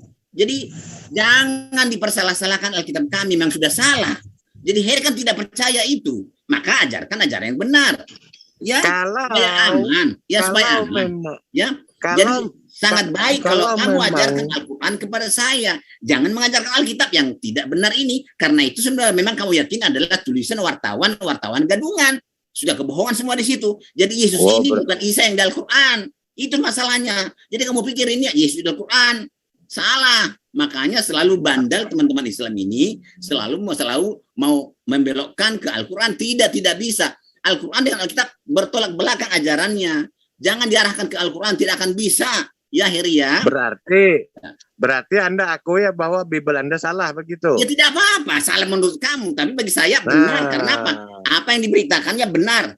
Saya menang satu biji, saya menang satu biji. Nah, kenapa saya tidak mau? Kenapa saya tidak percaya kepada Al-Quran? Karena kamu belum pernah ajarkan. Nah, secara logika Pak ya, secara logika, kalau memang betul Yesus ikhlas mau disalib, kenapa dia harus ngumpet di Taman Getsemani? Kenapa dia tidak begitu ajarannya, Heri? Perjamuan makan. Itulah ajaran Alkitab kami. Tidak apa-apa. Biarlah begitu. Memang sudah salah itu. Saya katakan tidak berterima. Memang sudah salah bagi kamu. Biarlah begitu. Ajarkan Al-Quran masuk karena iman ini angkat tangan supaya aman Indonesia ini. Jangan ada penistaan agama. Jadi gini, ajarkan Al-Quran itu. Ajarkan Al-Quran itu kepada kami. Jangan Alkitab itu lagi. Karena memang Alkitab itu kan sudah kami benar. mengajarkan Al-Quran kepada Anda juga memprotes sebagaimana kami memprotes Bible. Dan itu sudah ribuan kali, Pak. Saya tidak protes Al-Quranmu itu, tidak. Mana berani saya protes, orang saya baru lahir kemarin kok. Jadi jangan begitulah, jangan pikiran negatif. Mari bukan pikiran negatif, orang kita debat bukan cuma baru sekali ini. Orang kita debat sudah ribuan kali. Itu kan tidak benar bagi kamu. Loh, makanya teman-teman Islam supaya aman ya, supaya enak damai kita ini. Jangan menyakitkan hati lah. Agama itu adalah agama bikin damai, bukan menyakiti hati. Kamu rasa? Kamu pikir kami tidak rasa sakit hati? Kamu ngomong seperti itu, mengajarkan seperti itu. Sakit hati, Heri. Tapi kami tahan-tahan, tidak boleh membalas. Makanya hendaknya lah kau itu mengajarkan ajaran Al-Quran. Sudah jelas-jelas Alkitab kami itu bagi kamu sudah Alkitab tidak benar, beritanya tidak benar. Makanya tunjukkan yang benar kepada kami. Begitu Heri ya, supaya enak, kita sama-sama enak. Lihat orang Kristen sudah banyak masuk penjara, ya. Banyak orang masuk penjara karena untuk membetulkan, karena itu salah. Dia komentari Al-Quran, akhirnya menista kan. Sementara Islam tidak ada penistaan, tidak ada penista bagi Islam. Selamat semua itu, tidak ada penistaan di situ. Salah. Ya? Jadi Heri, ajarkan yang masuk penjara ya. Memang terbukti penistaan dan penghinaan. Saya kalau coba ajarkan ajaran Al-Quran, pasti masuk penjara saya, pasti ditangkap. Tidak bisa dong begitu. Jadi Heri Dayak, ya, hendaklah ajarkan Al-Quran itu supaya mengerti saya, supaya saya bisa masuk Islam. Begitu sudah caranya. Jangan ajarkan Alkitab itu. Tidak perlu. Anda ya, tidak perlu masuk sudah. Islam. Tidak Anda perlu. tidak perlu. Kalau kamu mengajarkan Alkitab, sangat menyakitkan kami. Itu Heri. Kamu harus tahu bahwa kami rasa sakit hati. Cuma kami nggak bisa ngomong kami. Kami tahan-tahan. Iya Heri. Jadi ajaran agama itu sebetulnya harus mengenakkan manusia, bukan menyakitkan hati orang. Kalau ajaran agama yang benar bagi kami adalah ajaran yang menyenangkan hati orang, bukan menyakitkan. Jadi semua teman-teman Islam ini menyakiti hati kami. Cuma kami tahan-tahan. Nggak boleh ngomong kami. Kalau kami ngomong masuk penjara. Menista agama kami. Heri. Ya? Sudah Pak ya? Ya, nah, sekarang giliran saya jangan dipotong Pak. Giliran saya jangan dipotong. Sekarang begini. Tapi jangan ajarkan Alkitab ya. Ajarkan Al-Quran. Sekarang begini Pak. Kita masih pada topik yang sama. Kami tidak berniat untuk menyakiti hati saudara-saudara kami Kristen, rekan-rekan kami Kristen, ya. Kalaupun Anda merasa sakit hati, artinya Anda memang menelan suatu kepahitan. Nah, masalah orang-orang Kristen yang dipenjara karena memang terbukti secara hukum bahwa mereka memang menista. Coba. Ada nggak orang Islam yang menyuruh menghapus 300 ayat di dalam Bible? Selain daripada seorang Kristen, Saifuddin Ibrahim, yang menyuruh menghapus Menteri Agama, menghapus 300 ayat dalam Bible. Ini kurang ajar. Jadi mereka masuk ke penjara itu bukan karena perdebatan, tapi karena kekurang ajaran mereka. Dan kami tidak berniat untuk menyakiti hati kalian. Kami hanya ingin berdiskusi, membuka apa yang menurut kami benar. Seharusnya kalian jangan sakit hati. Kalau memang betul kalian bisa membantah, oh bukan begitu benarnya, tapi begini. Kita argumentasi, bukan adu sakit hati. Kalau sudah berujung kepada sakit hati, wassalam, saya tidak akan pernah mau debat lagi. Wah. Sorry bro, ini topiknya apa nih? Sorry, topiknya apa nih? Udah terlalu panjang. Topik. Tadi membahas tentang keotentikan asal usul kitab suci. Oh ya. Iya. Ya udah Bang Juma, dilanjut Bang Juma, saya mau mandi dulu. Oke Bang, gimana kabar Bang Heri? Sudah, boleh saya jawab? Tapi kalau ngomong sebetulnya jangan terlalu panjang-panjang lah ya. Panjang sampean loh daripada saya Pak. Oke, sudah Pak Heri? Sudah. Ya. Terima kasih. Bentar lagi lah saya juga mau mandi. Di Kalimantan Timur agak sudah senja sekali Pak. Nah. Ya, mau nanya nih untuk Pak Heri. Mau nanya untuk Pak Heri. Pak Heri, menurut Pak Heri, Nabi Isa itu samakah dengan Yesus dalam Alkitab? Nanti Bang, kita bahas lain kali. Bentar ya. Sudah tidak panjang lagi karena di sini sudah mau senja, saya sudah mau mandi, nanti lain kali. Bang, saya potong. Lain kali kita bahas. Bang, saya potong sebentar. Bang, ini tamu kita, Bang, Pak Rema yang waktu tadi saya bilang itu dari semalam. Kenapa? Iya, ini tamu kita Pak Rema. Ya, Bang Juma, saya kasihkan kepada Anda dulu. Saya mau mandi dulu karena di sini sudah senja. Sudah pukul 16:43. Saya ucapkan mohon maaf jikalau ada kata-kata saya yang salah. Assalamualaikum warahmatullahi wabarakatuh. Dan untuk rekan-rekan Kristen, salam alaikum. Waalaikumsalam warahmatullahi wabarakatuh. Mohon maaf dulu lah, saya mengundurkan diri di sini sudah jam 15:47. Terima kasih banyak. Iya Pak Lamsen, makasih Pak Lamsen, hati-hati di jalan. Pak Lamsen mau kemana? Aku baru ada Pak Lamsen. Oh, baru ada Pak Handi. Iya. Tadi nelpon saya juga nelpon. Tadi saya telepon karena Pak Handi nelpon, saya lihat ini bekas telepon Pak Handi nih. Ada apa kira-kira? Ya begitulah, namanya juga kangen sama Opa. Oh, oke, terima kasih banyak ya. Jadi Pak Juma, ini hanya pesan saya Pak Juma sebelum saya mengundurkan diri. Saya minta kepada Pak Juma, ajarkanlah ajaran Al-Quran itu dengan baik. Jangan mengajarkan Alkitab lagi kepada saya. Karena apa yang kamu ajarkan itu tidak sama dengan apa yang saya baca. Oke Pak Juma ya. Lagi juga kitab saya itu kan kitab tulisan wartawan gadungan, tidak ada yang benar di situ. Makanya hendaknya kalau Ustadz itu mengajarkan ajaran yang benar, jangan mengajarkan ajaran yang salah. Oke, terima kasih Pak Juma. Iya, ya. Pak Lamsen harus bisa membedakan antara mengajarkan dengan mengkaji, Pak. Oh, itu mengajarkan bukan mengkaji. Saya jelas bisa tadi mengajarkan itu, bukan mengkaji. Contoh misalnya, ketika Bapak mengatakan saya mengajarkan. Lalu kemudian Bapak mengatakan Yesus tidak mengajarkan membunuh. Di dalam perjanjian lama, firman yang Anda sebutkan Yesus itu firman, maksudnya di perjanjian lama Yesus ada enggak, Pak? Maksudnya yang berfirman di dalam perjanjian lama itu siapa, Pak? Begini, Yesus atau bukan? Kamu kan tidak paham Alkitab kami dulu. Nah itu dia makanya kita kaji, Pak. Sudah jelas-jelas bagi Juma ya. Ya. Sudah jelas bersama-sama Donditan mengatakan tidak pernah ada Taurat yang asli dan Injil yang asli lagi, tidak ada. Untuk apa kamu pelajari? Untuk apa kita pelajari yang tidak asli ini? Ini adalah tulisan manusia yang dikatakan dari Allah. Ini kita kaji, bukan mau dikaji pun percuma. Jadi hendaklah kerjakan yang bermanfaat. Ya, kita kerjakanlah apa yang bermanfaat.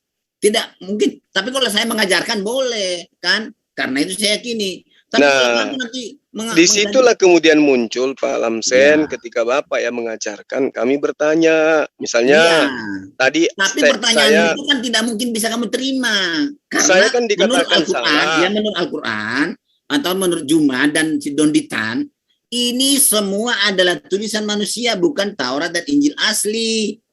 Ya kan ini memang begitu faktanya, Pak Lamsen. Biarlah ini untuk kami supaya bermanfaat. Ajarkanlah ajaran Al-Quran itu, karena Al-Quran itu memang langsung firman Allah. Ngapain kita pelajari firman bukan dari Allah, ini tulisan manusia. Kalau mau belajar Al-Quran berarti kan harus melalui. Jadi kalau Al-Quran kamu ajarkan kepada saya, dengar dulu. Kalau Al-Quran kamu ajarkan kepada saya dan masuk di akal saya dan berterima, oh iya benar, ya firman Allah, ini benar firman Allah.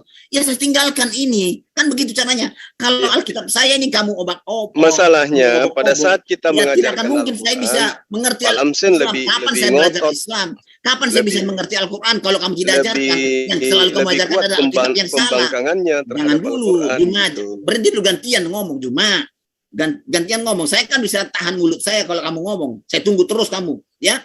Jadi tadi Opa udah ngomong panjang, Opa. Al-Quran kalau kamu tidak pernah mengajarkan ajaran Al-Quran kepada saya, yang selalu tanya Alkitab, tanya Alkitab, tanya Alkitab. Sudah jelas Alkitab saya itu tidak kitab yang benar, bukan firman Allah. Selalu tanya itu.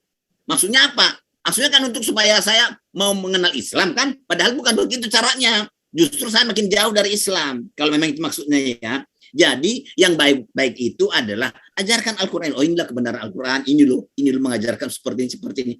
Oh iya begitu ya. Baru saya ngomong begitu. Kalau itu bukan dialog lintas agama, Pak Lamsen. Kita itu berarti kalau begini. Oke lah ya. Itu Pak Lamsen harus daftar di TPA. Kalau mau kayak begitu. Ini kita lagi berdialog tentang lintas agama, Pak. Masing-masing kita.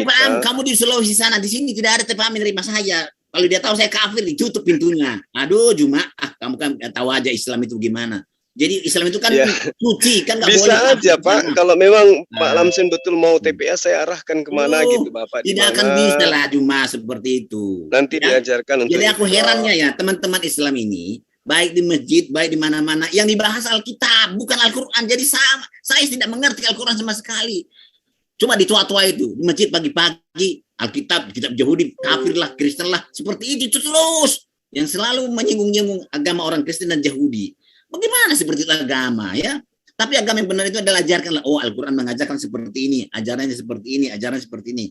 Pak Lamsen, karena ini itu Al-Quran menceritakan tentang orang Yahudi, maka ajarkanlah. Itu wajar. Itu.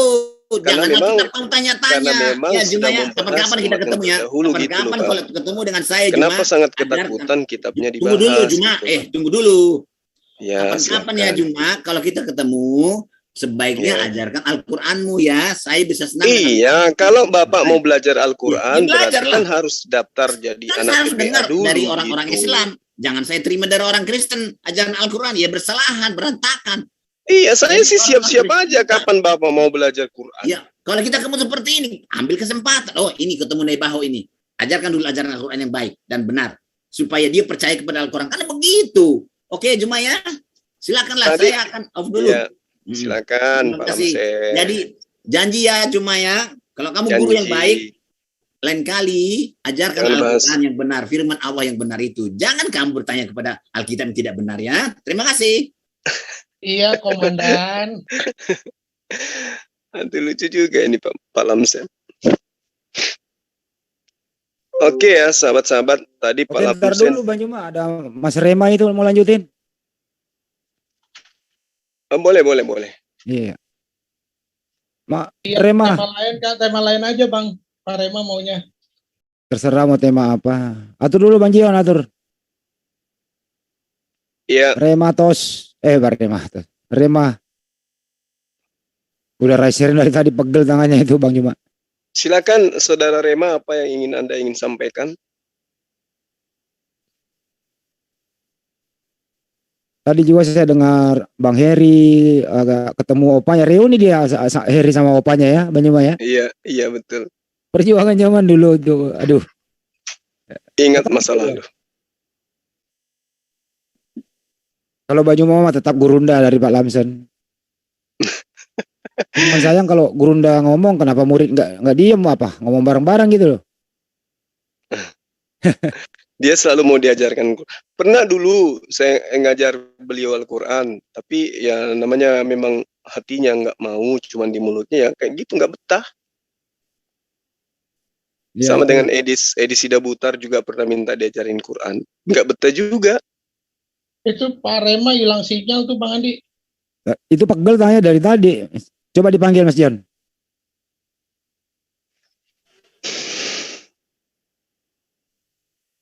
Rema ini lagi di jalan sepertinya tadi. Pak Rema, selamat siang Pak Rema. Bentar saya ketik dulu di dia. Audionya enggak? Ya, jadi sedikit Bang Handi, saya ingin luruskan yang tadi ya. Di dalam Kejadian 49 nomor 10 diterangkan begini. Tongkat kerajaan tidak akan beranjak dari Yehuda ataupun lambang pemerintahan dari antara kakinya sampai dia datang yang berhak atasnya, maka kepadanya akan takluk bangsa-bangsa.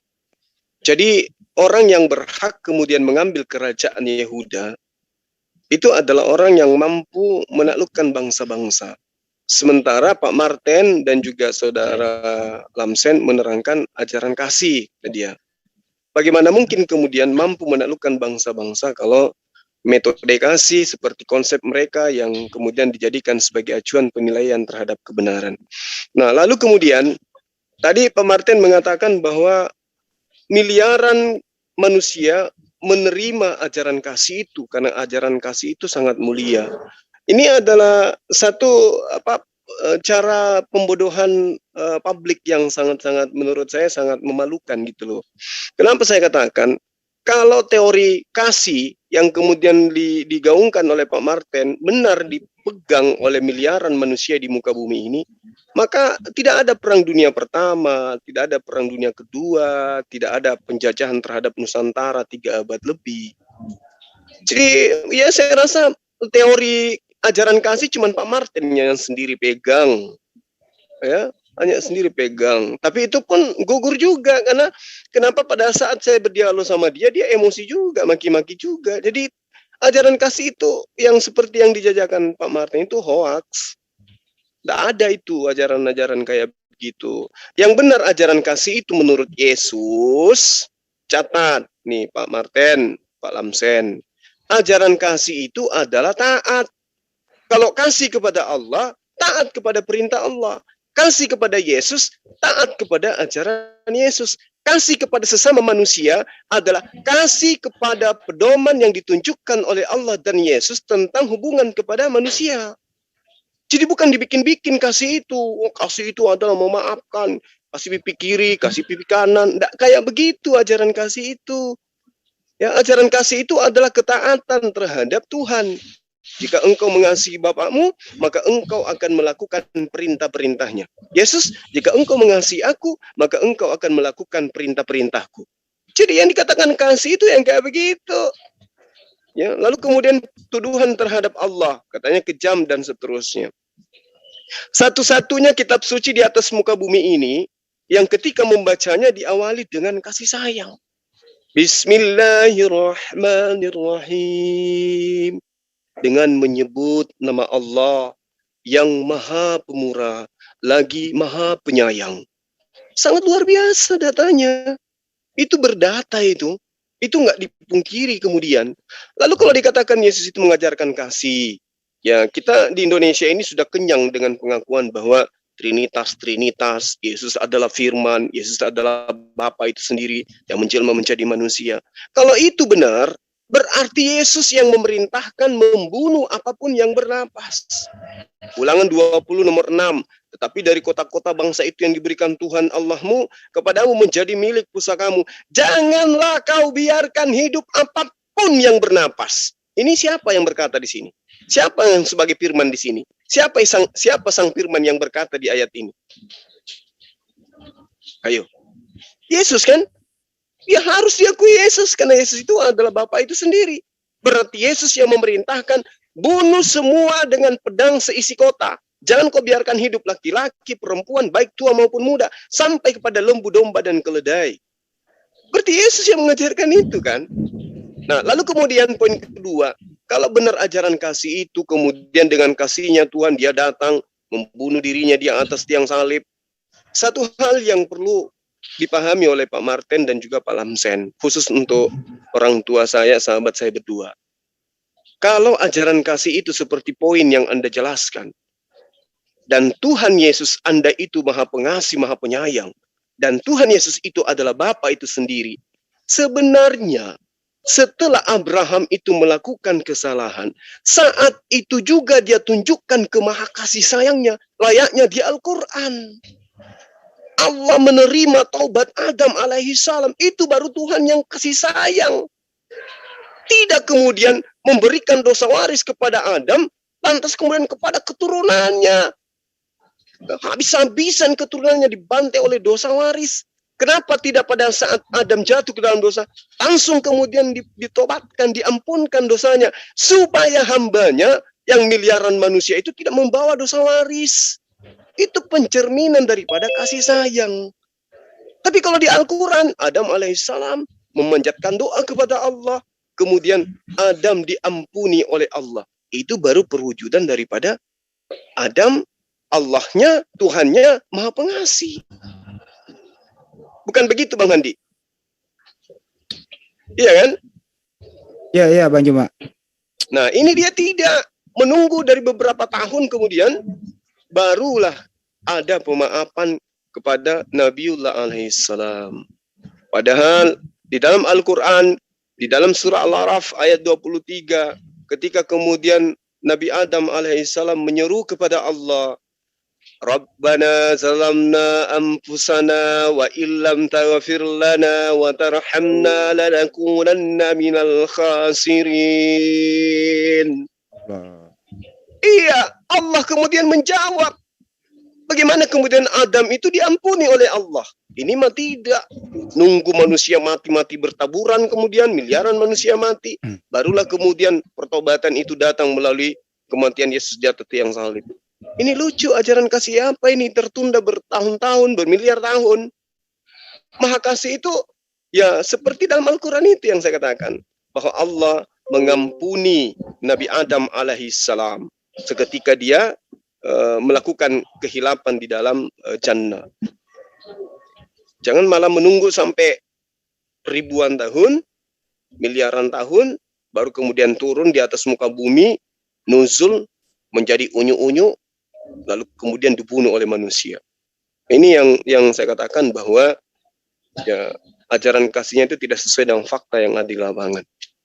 Saya kira begitu, Bang Handi, untuk sementara. Mungkin ada yang ingin disampaikan oleh Bang Handi atau teman-teman. Waktu dan tempat, silakan Mi. Iya, makasih Bang Juma. Sepertinya Bang Juma udah bisa menjadi moderator yang baik. Itu ada Ustadz Ahmad Wakid mau berbicara. Sepertinya silakan Pak Ustadz. Ya, assalamualaikum warahmatullahi wabarakatuh. Waalaikumsalam. Waalaikumsalam warahmatullahi wabarakatuh. Guru saya ya, ini. Jadi kalau saya baca beberapa literatur ya, memang sejarah pada waktu zamannya Yesus ini memang pada zaman itu negeri itu sangat-sangat miskin karena jajahan Romawi yang begitu kejam. Jadi kita harus bisa membedakan antara kasih yang dimaksud dengan orang-orang yang saat ini dan kasih pada waktu itu pemberian kepada fakir-fakir miskin.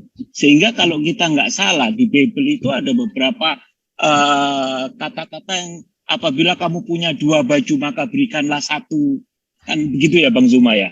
Ya. Nah, itu jadi penderitaan mereka itu sangat betul-betul sengsara betul itu. Orang-orang di zaman itu ya orang-orang Yahudi, terutama orang-orang yang ada di daerah Nazaret. Nah, mereka itu memperjuangkan sebetulnya seperti apa yang terjadi pada Nabi Yahya ya, yang dibunuh oleh Herodes Herodes apa namanya? Arpata yang membunuh Yohanes Pembaptis. Itu kan karena tuntutan-tuntutan mereka untuk tidak membedakan antara kaum miskin ini, sehingga ada kata-kata bagaimana kita bisa makan satu meja dengan mereka, sementara posisi ekonomi yang begitu, kesenggangan ekonomi yang begitu besar jaraknya. Lah, perjuangan-perjuangan itu yang dituntut adalah kasih. Jadi maksud agama kasihnya itu ke situ, kepada fakir miskin itu. Kemudian untuk timbul kata-kata kasih musuhmu itu nanti dulu itu dari siapa? Kita tahu sejarah Paulus kayak apa. Kita mengerti semua. Paulus kan membunuh mereka. Sementara di sisi lain, Paulus mengaku bahwa dia adalah murid Gemayel ya, Gamal Bre lah, bahasa apa namanya? Gemayel kalau di sana dibilang dia. Dia murid Gemayel. Mana ada murid Gemayel dia melakukan pembunuhan kepada orang-orang lain? Tidak mungkin itu. Kalau dia betul-betul murid Gemayel, tidak mungkin dia akan melakukan pembunuhan kepada murid-murid Yesus. Jadi di situ ada kontradiktif di situ. Sementara di sisi lain dia mengatakan murid Gemayel. Nah, nanti kalau kita naik lagi kepada peristiwa Damaskus, makin runyam lagi itu.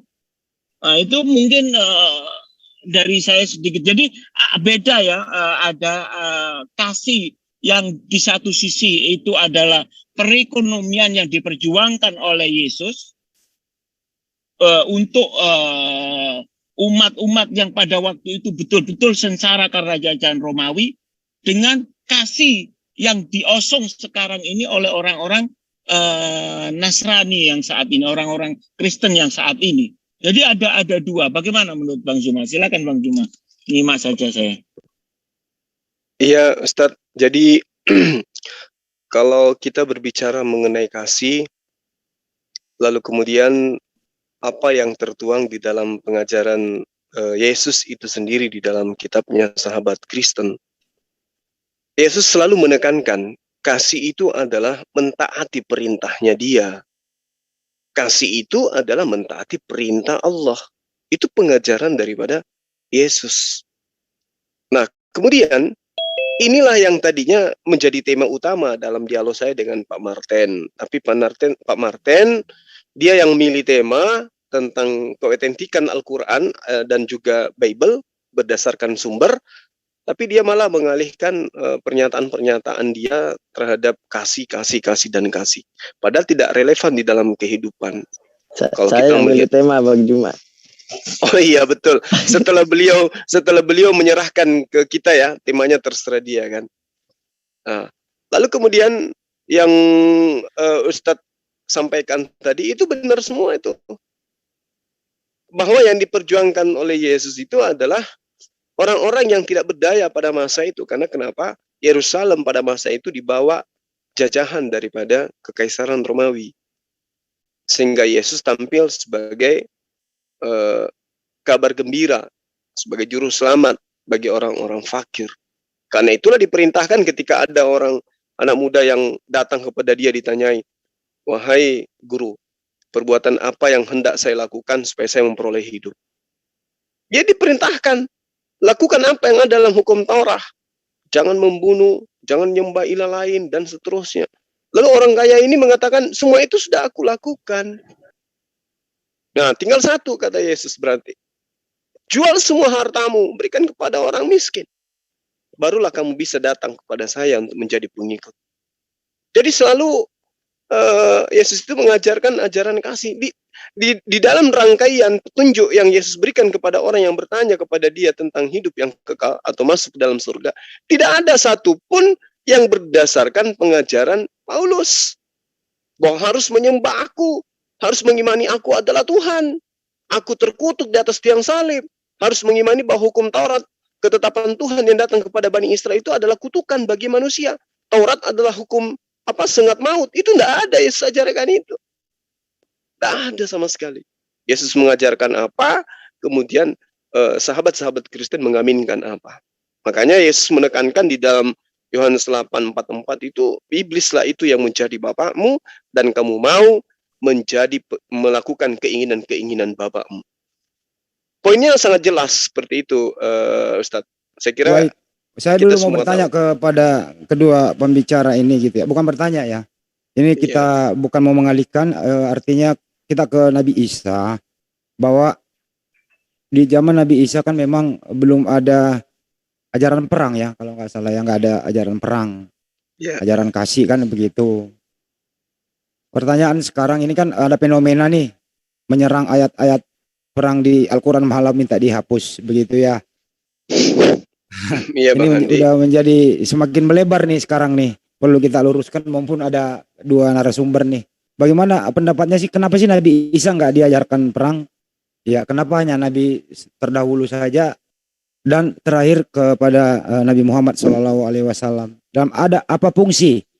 Apakah ayat perang ini memang dipakai untuk radikal di Indonesia? Ini harus dijawab dan diluruskan. Silakan Bang Juma dulu apa Ustaz Ahmad? Silakan. Silakan Bang Juma. Baik, makasih Ustaz. Ya, jadi gini Bang Handi, umat Islam itu adalah rahmat bagi semesta alam ini.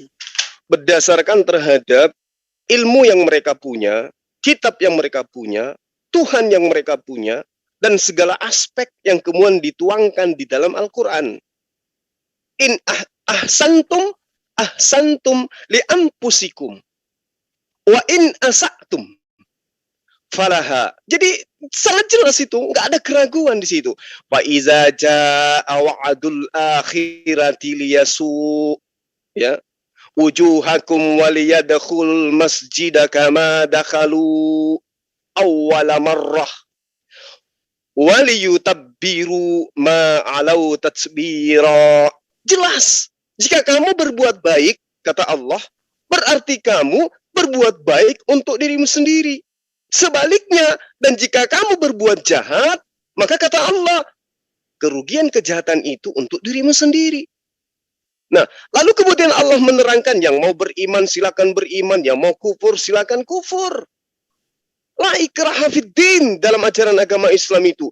Sehingga poin-poin yang terjabar di dalam kehidupan umat Islam itu, kalau dia sandarkan kepada Al-Quran, maka jelas dia akan pengasih terhadap siapapun. Ya, dia akan pengasih kepada siapapun. Sehingga diterangkan dalam Al-Quran, umat Islam itu kudu wajib duduk di dalam posisi innamal mu'minuna alladzina idza dzukirallahu wajilat qulubuhum. Itu poinnya.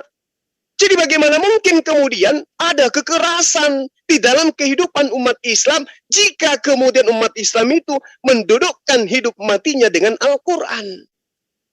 Wa iza tuliyat 'alaihim ayatuhu zadatsum imana wa 'ala rabbihim yatawakkalun.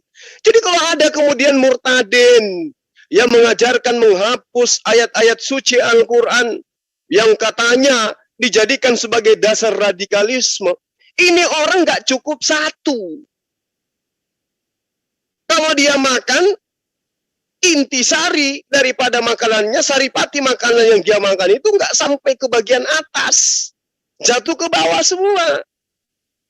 Jadi yang ada di dalam pemikirannya ya hanya kebencian terhadap Al-Quran. Dulu sebelum dia murtad, belum ada orang Kristen yang berdiri dengan beraninya mengatakan itu terhadap Al-Quran. Gak ada. Karena sahabat-sahabat Kristen itu tahu bahwa umat Islam di dalam pengajaran agamanya, mereka pun yang Kristen tahu Islam itu adalah rahmat. Mereka tahu itu, cuman mereka nggak mau menerima Islam oleh karena hidayah belum dapat. Lalu kemudian mereka tidak kuat menjalankan syariat. Tapi yang satu ini si murtad, ya memang dia itu saya katakan dia nggak cukup satu. Kalau dia melihat bagaimana tentang data-data yang ada di dalam kitabnya, saya mau uji si Saifuddin Ibrahim ini, saya mau minta ke pemerintah, kalau dia datang tolong hadapkan dengan saya. Kita buka data. Kitab mana yang kata membunuh dan perintah membunuh di dalamnya banyak? Al-Quran atau kitabnya? Saya mau diperhadapkan dengan Saifuddin Ibrahim. Kita duduk bersama, disaksikan oleh pemerintah dan aparat, buka data Al-Quran dan juga kitabmu, perjanjian lama, perjanjian baru yang kau klaim sebagai kitabmu itu, kita tunjukkan kata-kata perintah membunuh di dalamnya. Yang mana yang lebih banyak? Dan kedua, siapa yang kemudian paling sering ya merealisasikan perintah-perintah membunuh di dalam kitabnya itu? Islam datang ke Indonesia tidak ada berdasar terhadap dalil perintah membunuh. Islam merdeka betul tidak diperjuangkan 100% Islam. Tetapi 100% penjajah itu sudah pasti bukan Islam. Iya. Nah ini Bang Handi, jadi kalau misalnya ada perintah hapuskan 300 ayat. 300. Wah, gila itu. Kenapa? Karena di dalam datanya juga sangat jelas. Akan tetapi semua seteruku yang tidak suka aku menjadi rajanya, bawalah mereka kemari dan bunuhlah mereka di depan mataku. Ini harus dihapus ini. Hai, harus dihapus kalau memang itu harus terjadi.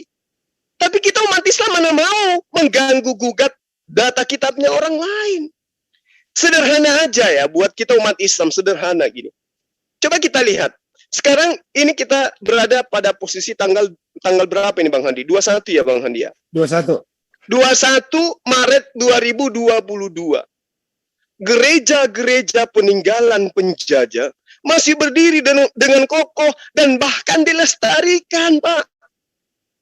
Dilestarikan. Bagaimana kemudian ketika rakyat Indonesia berhasil menerima ya kemenangan dengan mengusir penjajah? Apakah kemudian Al-Quran tidak dijadikan sebagai referensi di dalam mengusir penjajah? Dijadikan, Pak. Pelarangan di dalam Al-Quran, jangan kau merusak rumah ibadah mereka. Jangan kau mencaci maki sembahan-sembahan mereka. Itu yang kemudian dijadikan sebagai landasan dalam mengusir penjajah. Di kantor saya, itu jaraknya 200 meter, itu ada gereja peninggalan Belanda. Cantik. Diawasin setiap saat, dibersihkan setiap saat. Ya, tukang-tukang bersih jalanan itu orang Muslim semua. Mereka membersihkan, tidak pilih kasih. Wah, ini gereja, jangan disapu. Tidak, Pak. Dijaga dengan begitu indahnya. Nah, coba kita bayangkan kalau kebalik. Yang menjajah Nusantara ini adalah tentara-tentara Arab, tentara-tentara Islam. Begitu orang-orang non-Islam mengusir penjajah-penjajah yang sudah 300 tahun namanya, membunuh, membuat wanita janda, anak-anak menjadi yatim di Nusantara ini. Apa kira-kira kita ini yang minoritas, sebagai pengikut para penjajah, masih bisa menghirup udara segar? Tidak. Itu saya yakinkan tidak. Kenapa? Coba kita lihat Islam di negara-negara minoritas. Bagaimana Islam minoritas di sana? Oh, masih segar di ingatan kita dan penglihatan kita. India, Islam di sana dihabisin. Di Cina, coba, di mana-mana Islam itu. Bagaimana kemudian sekiranya tentara Irak, tentara Iran, tentara Palestina, Arab Saudi datang 300 tahun lamanya menjajah di negara ini dengan paksa mendirikan rumah-rumah ibadah. Begitu tentara-tentara Islam diusir oleh orang-orang yang non-Muslim dari Nusantara ini, kira-kira kita pengikutnya ini masih bisa hidup tenang nggak nih? Sepertinya nggak mungkin. Nggak mungkin, saya yakinkan itu nggak mungkin. Tapi coba kita lihat, begitu tentara ini diusir, diantar ke pelabuhan, naik dia ke kapalnya, pulang ke negaranya, yang tadinya ikut menjadi mata-matanya mereka, menjadi pemuas nafsunya mereka, menjadi penjaga kebunnya mereka, menjadi penjaga pabriknya mereka, bahkan menjadi penjaga gereja mereka. Kita rangkul, kita duduk bersama. Bahkan ada di antara mereka yang nyata-nyata pada saat penjajahan dia adalah otak daripada mata-mata, diangkat sebagai pemerintah, Pak. Sebagai ketua RT, ante-antenya, ya betul. Itulah indahnya Islam. Coba, peninggalan penjajah masih ada di tengah-tengah kita. Bukti bahwa Islam itu rahmatan lil alamin. Sulawesi Selatan, pejuangnya Islam. Sulawesi Barat Islam, Sulawesi Tengah Islam. Ya, di mana? Kalimantan Islam. Di mana lagi? Aceh Islam, Sumatera Islam, Jawa Islam. Semua Islam, Pak. Adalah sahabat-sahabat kita yang dari keturunan pahlawan. Tapi mayoritas penduduk negara Republik Indonesia itu adalah keturunan daripada pahlawan. Pahami itu. Dan kalau saya boleh bilang, ya antum keturunan dari mana? Jadi janganlah menginstruksikan Al-Quran ini dihapus 300 ayat. Nyakit kali itu, menyakitin kali hati kami. Seakan-akan Al-Quran itu menjadikan Anda itu sebagai orang yang menjadi korban selama ini. Faktanya yang korban kan kami gitu loh. Dari segi agama, keyakinan, kami yang jadi korban. Pertama, kalian katakan Tuhan kami punya anak. Kedua, kau katakan Rasul kami itu, kau ambil kata Rasul itu, kau dudukkan kepada orang yang mengawali karirnya dengan cara membunuh murid-murid Nabi. Semua data dalam Al-Quran yang memiliki kedudukan penting, sakral di dalam iman kami, kamu ambil, kamu mencolok, masukkan ke dalam kitabmu dan kau rendahkan tabiatnya di dalam. Ini penghinaan. Allah punya anak apa? Katanya Yesus itu adalah anak Allah. Kenapa kau tidak menyebutkan anak Theos? Kenapa harus Allah? Coba. Ya. Ini nyakitin gitu loh Bang Andi. Jadi orang yang memerintahkan kemudian menghapuskan 300 ayat Al-Quran, tolong nanti diperhadapkan dengan kita ya, kristolog. Kita uraikan perintah-perintah membunuh yang jauh lebih banyak. Kalau ajaran kasih, perintah kasihi musuhmu, kalau saya tidak salah tidak sampai cukup 5 ayat itu dalam kitab mereka. Kasihilah kasih, nggak cukup sampai angka 5. Ya. Tapi kalau perintah membunuh Pak, Anda mau berapa? Saya kasih 5 karung. Sekira begitu Bang Handi. Makasih. Ya, satu lagi Pak. Bagaimana peran santri, bagaimana peran ulama yang menurut Saifuddin Ibrahim nih, bahwa pesantren-pesantren itulah pusatnya radikalisme dan terorisme. Bagaimana peran santri, peran ulama dalam mengisi kemerdekaan, memperjuangkan dan sampai sekarang ini. Silakan Bang Juma. Ya, makasih Bang Handi. Jadi berbicara mengenai santri dalam hal ini pondok pesantren. Inilah ya, kelihatan sekali orang ini ingin merusak tatanan keharmonisan beragama di negara kita. Nah, ada itu orang Kristen berani-berani kemudian tampil menghujat pesantren, menghina Al-Quran dan seterusnya. Nggak ada. Paham betul saya. Saya punya saudara angkat orang Kristen, masih beragama Kristen hari ini. Ya, mereka tidak pernah kemudian menyinggung hal-hal kayak begini. Tapi si Saifuddin ini kok gila bener orangnya ya. Indonesia ini sebelum merdeka itu sudah diperjuangkan oleh para santri dan para ulama. Mereka adalah insan-insan yang diorbitkan dari pesantren yang memperjuangkan itu. Lalu kemana barisan sekolah-sekolah yang non-muslim pada saat penjajahan? Kemana mereka? Lalu kemudian satu hal, dalam mengisi kemerdekaan ini, kita melihat bagaimana santri-santri kita itu memberikan ya masukan input positif terhadap negara kita. Contoh misalnya, adanya perbankan syariah. Ya kan? Pegadaian syariah. Asuransi syariah. Nuansanya kemudian selalu mengacu kepada apa yang dihasilkan oleh pondok pesantren. Para ulama di dalam mengkaji hal hitung-menghitung jual beli dan seterusnya, itu membuahkan sistem syariah yang kemudian menjadi salah satu andalan negara kita. Islam lo itu, Al-Quran lo itu, intisari daripada Quran itu, buahnya kita petik melalui apa? Sistem syariah yang membangun kemudian perekonomian di negara kita ini. Itu nggak bisa dipungkiri itu. Nah, lalu kemudian kalau kita balik tanya kepada mereka, apa yang dihasilkan dari kitabmu sebagai buah dari kasih yang bisa terpatri di dalam negara kita ini? Apa kira-kira? Tunjukkan kepada kita. Perpuluhan atau zakat? Coba. Yang digunakan oleh pemerintah kemudian perpuluhan atau zakat nih? Zakat sekali setahun. Tapi besar manfaatnya. Perpuluhan setiap bulan. Mana manfaatnya untuk negara? Tunjukkan. Nihil. Ini fakta. Ini fakta. Lalu kemudian zakatnya umat Islam, pajaknya umat Islam di negara ini. Kalau umat Islam itu ajarannya tidak kasih, maka umat Islam akan mengatakan pajak yang kami keluarkan dari umat Islam yang boleh dibilang 90% itu khusus saja membangun kota-kota yang mayoritas Islam. Yang kota-kota yang mayoritas Kristen itu jangan difungsikan di sana. Biarkan mereka menggunakan pajak mereka masing-masing. Tapi itu tidak terjadi. Umat Islam jangankan melakukan itu, berpikir pun tidak. Karena Islam itu rahmatan lil alamin. Ya. Nah, kalau boleh saya mengatakan sekali lagi Bang Handi, santri-santri ini dari ide mereka merangkai, mengkaji, mempelajari siang dan malam tentang Al-Quran. Dan jujur saya katakan, saya juga ini biar begini saya juga mondok. 6 tahun saya di pondok, saya tidak pernah mengenal apa itu pendeta, apa itu gereja. Nanti setelah saya lulus kuliah baru tahu. Oh, ini yang namanya Kristen, ada yang pendetanya, ada gerejanya, ada perpuluhannya, ada kitab Markus, ada Yohanes, dan nanti setelah saya kuliah, baru tahu tentang ini semua. Waktu saya di pondok, saya nggak ngerti apa itu tentang Markus, Matius, dan seterusnya. Nggak pernah itu kita diajarkan. Nggak ada itu perayaan ajaran agama Islam di negara kita ini membawa-bawa kitabnya agama lain. Tapi di seberang, coba lihat. Natal baca ayat suci, Al-Quran digabung menjadi kitabnya mereka. Kitabnya mereka nyata-nyata di Indonesia menggunakan bahasa Indonesia, dibaca dalam bahasa Arab. Untuk apa? Supaya dianggap bahwa kitabnya itu ke-Islam-Islaman. Karena ada misi yang mereka ingin jalankan.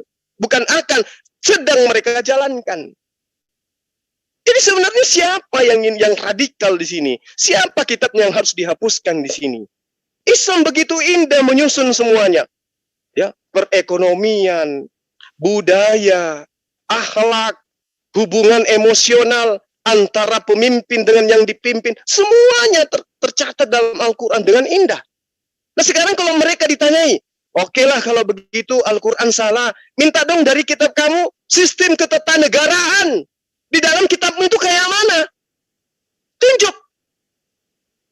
Surah apa, kitab apa, ayat nomor berapa yang menerangkan tentang ketatanegaraan? Cinta tanah air adalah sebagian daripada iman. Tunjukkan. Ada nggak dalam kitabmu? Itu aja dulu poinnya. Jadi janganlah ya teman-teman Kristen yang belum terkontaminasi dengan si murtadin odong-odong yang tidak cukup satu ini, jangan mau. Kita ini sama-sama mengisi negara Republik Indonesia ini dengan perjuangan, dengan tetesan darah, dengan keringat, dengan olah pikir. Ya, kita jauh meninggalkan negara, kadang keluar negeri untuk mundur, maju, kembali ke negara kita, membangun negara kita. Tidak kemudian dilihat dari agama apa dia. Jadi jangan mau. Kalau kami para kristologi kemudian muncul, berdialog, mengkaji, menelaah tentang perbandingan agama, itu biasa. Supaya kita saling kenal satu sama lain. Supaya kita saling memahami satu sama lain. Supaya teman-teman Kristen memberikan edukasi terhadap jemaahnya. Kami pun demikian memberikan edukasi terhadap jemaah Islam. Bukan kemudian kami mengajak, wahai umat Islam, dengarkan, ini si fulan, ayo asap parang kalian, kita akan melakukan. Tidak ada itu. Kami hanya membentengi iman kami. Supaya orang-orang yang senantiasa dari lorong ke lorong, siang malam, membawa Indomie, membawa tabloid-tabloid, itu kita hindarkan dari generasi muda kita. Itu yang terjadi, wahai Saifuddin Abraham. Kami tidak pernah itu membungkus Bible, ayat-ayat Bible dengan menggunakan bahasa Arab demi untuk mengukuhkan keislaman kami. Tidak. Tapi sebaliknya, ya, sampul bukunya berbicara mengenai Islam, isinya ayat, data-data dari kitab kalian. Ini apa namanya ini? Ini yang dikatakan kasih gitu. Yang ditemukan di negara ini, kami mayoritas. Harusnya Al-Quran yang kemudian digunakan untuk membungkus Bible kalian untuk kami jajakan kepada orang-orang Kristen. Tapi apa yang terjadi? Kalian minoritas, kalian mengambil sampul Quran, sampulnya Islam, isinya ayat-ayat Bible. Gila enggak? Lalu kemudian coba lihat, tunjukkan kepada kami umat Islam satu ustadz yang berpura-pura menjadi misionaris Islam, ya. Lalu kemudian masuk ke dalam sekolah-sekolah teologi mengajarkan tentang Al-Quran. Tunjukkan kepada saya. Tapi apa yang terjadi sebaliknya? 2 pekan lalu saya berdialog langsung dengan seorang misionaris. Dan itu disaksikan live. Namanya Pendeta Muhammad Yasin. Dia mengaku dengan mulutnya sendiri menggunakan penampilan Islam sebagai misionaris masuk ke pesantren-pesantren menjajakan Bible. Hai, apa mata kalian tuh nggak melihat gitu loh? Kuping kalian itu sudah budak? Atau kalian lagi mempraktekkan semua pun yang paham layar Zion? Mana ada ustadz dari kalangan kami umat Islam masuk ke sekolah-sekolah teologi menjajakan Al-Quran dengan menggunakan bahasa Yunani? Yang ada adalah dari kalian masuk ke pesantren-pesantren menggunakan bahasa Ibrani, menggunakan kitab kalian dengan menggunakan bahasa Arab. Untuk kemudian melucuti orang-orang, anak-anak yang sudah punya agama. Ini gila, men. Hapuskan 300 ayat. Negara ini tidak aman. Nenekmu kiper. Kita aman-aman saja selama ini. Ya, saya ketika berjalan dengan sahabat saya, orang Kristen, begitu mau sholat Jumat, Dinda mampir dulu ibadah ya, sholat Jumat ya. Oh iya Kanda, saya diantar ke masjid ibadah. Dia nongkrong ngopi di samping masjid. Itu yang terjadi dalam kehidupan kami. Padahal saya ini kristolog loh. Saya hidup Saya menyumbangkan umur saya untuk berdebat tentang lintas agama. Tapi dalam kehidupan nyata saya, sahabat-sahabat Kristen saya minta tolong tak kasih, minta bantuan saya bantu, minta nasihat saya nasihatin, minta petunjuk tak kasih petunjuk, minta pulus juga tak kasih pulus. Tak ada kebencian. Semata-mata kita tampil di YouTube ini hanya untuk memberikan edukasi orang yang beragama tetap dengan agamanya, orang yang punya iman tetap dengan imannya. Tetapi landasan kemudian yang kami lakukan adalah silakan Anda memilih apa yang kemudian Anda anggap benar. Al-Quran menjadi pedoman kami. In ahsantum li anfusikum wa in asa'tum falaha. Yang mau berbuat baik pasti diterima kebaikannya. Yang jahat pasti terima kejahatannya. Orang semua sudah punya agama. Jangan lagi diajarkan agar kitabnya orang lain itu dihapuskan ayat-ayatnya. Supaya kamu memetik orang murtad. 1 murtad entah berapa pulusnya. 5 murtad entah berapa pulusnya. Kalau di Islam itu nggak kenal yang kayak begitu. Ya, saya kira begitu Bang Handi. Panjang lebar saya menerangkan ini. Paling tidak, ya mudah-mudahan Saifuddin yang menyebut nama saya dengan sebutan Sontoloyo, saya katakan Anda Sontotolol. Loyo kaum. Kalau ada ilmu, tidak memahami Quran, tidak memahami kitab Anda juga. Ya. Ngatakan Zuma itu Sontoloyo, tangkap dia, nenekmu kiper. Dikiranya kita takut. Saya kira begitu Bang Handi ya. Mudah-mudahan beliau ini, Saifuddin ini, saya akrab dengan anaknya beliau. Saya dengan Saddam, kami sering chatting ya, anak beliau itu.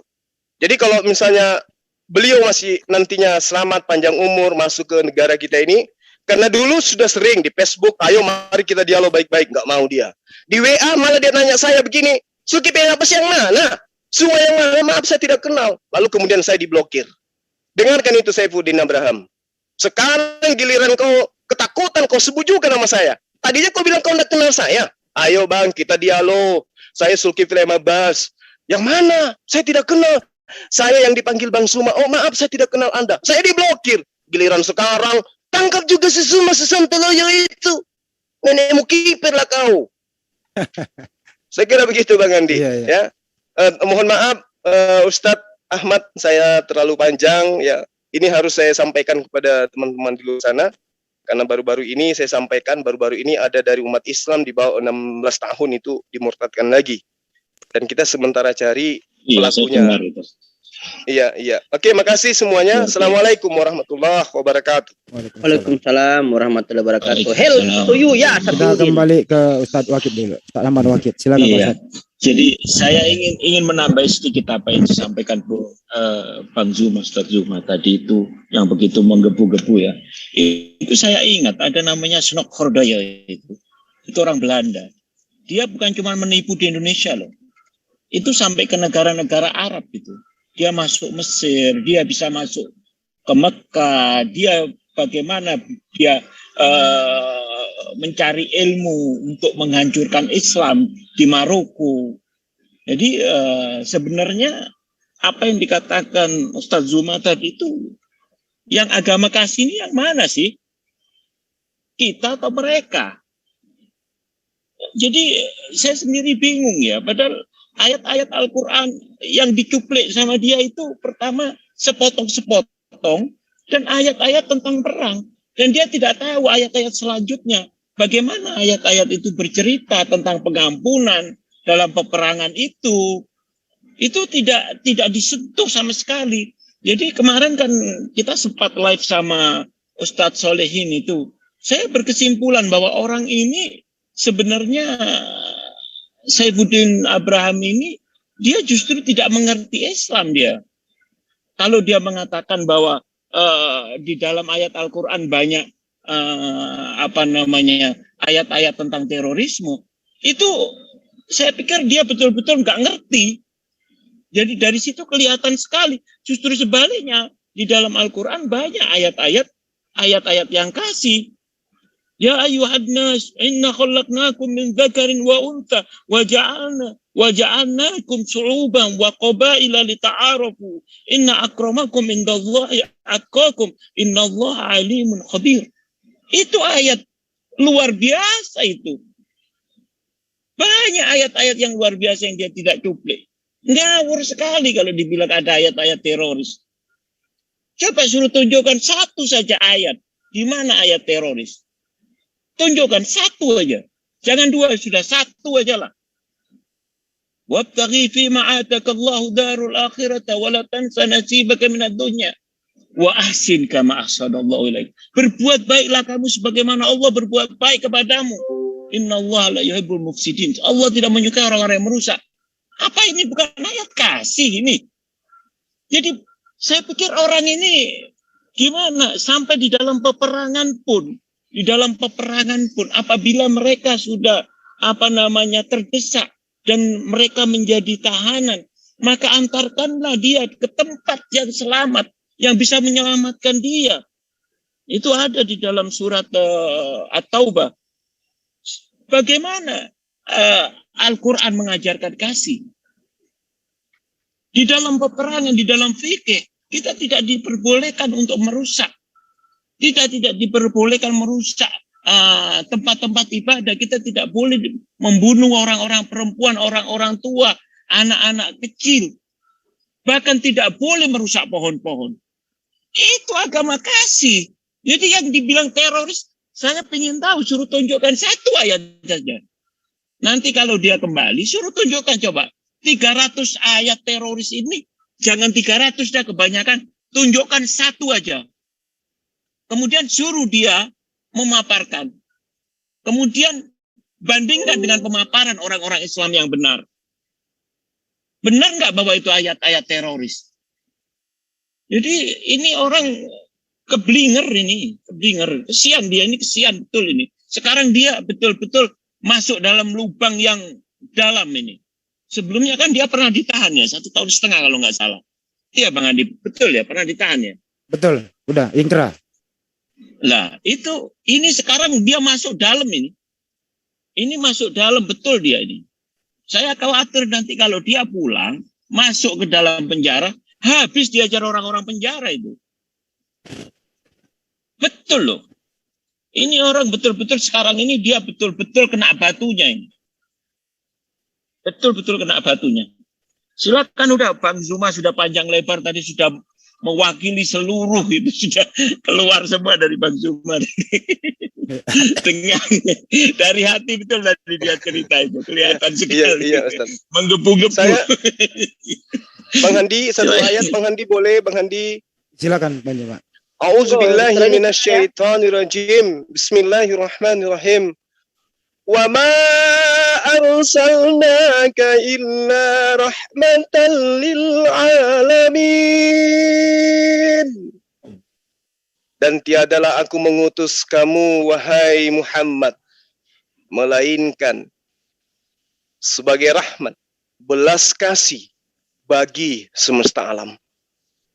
Ini tidak ada ayat seperti ini dalam kitab lain. Yang kita temukan kemudian dalam pengajaran kitabnya mereka, yang mereka katakan kasih, Matius 10 nomor 34. Jangan kamu menyangka bahwa aku datang untuk membawa damai di atas bumi. Aku datang bukan untuk membawa damai, melainkan pedang.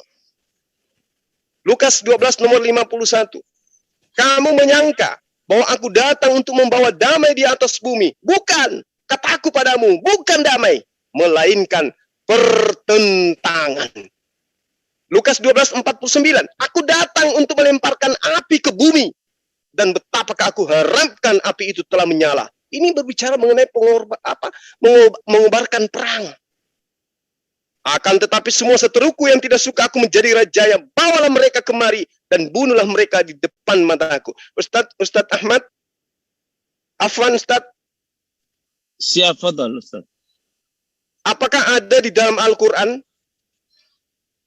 Kita terlepas daripada kajian daripada asbabun nuzul yang datanya sama seperti ini bunyinya. Akan tetapi semua seteruku yang tidak mau menjadi aku pemimpinnya, menjadi aku nabinya, menjadi aku rasulnya, bawalah mereka kemari dan bunuhlah mereka di depan mataku. Ada enggak Ustaz? Jawabnya la ikra'a fiddin lakum dinukum waliyadin. Masya Allah. Ini baru ajaran kasih. Rahmatan lil alamin wa ma arsalnaka illa rahmatan lil alamin. Diutus beliau sebagai rahmat. Kenapa disebut rahmat? Masalah ekonomi ada solusi. Masalah pernikahan ada solusi. Masalah militer ada solusi. Masalah utang piutang ada solusi. Masalah perbankan ada solusi, masalah pegadaian ada solusi, apapun solusinya ada di dalam Al-Quran.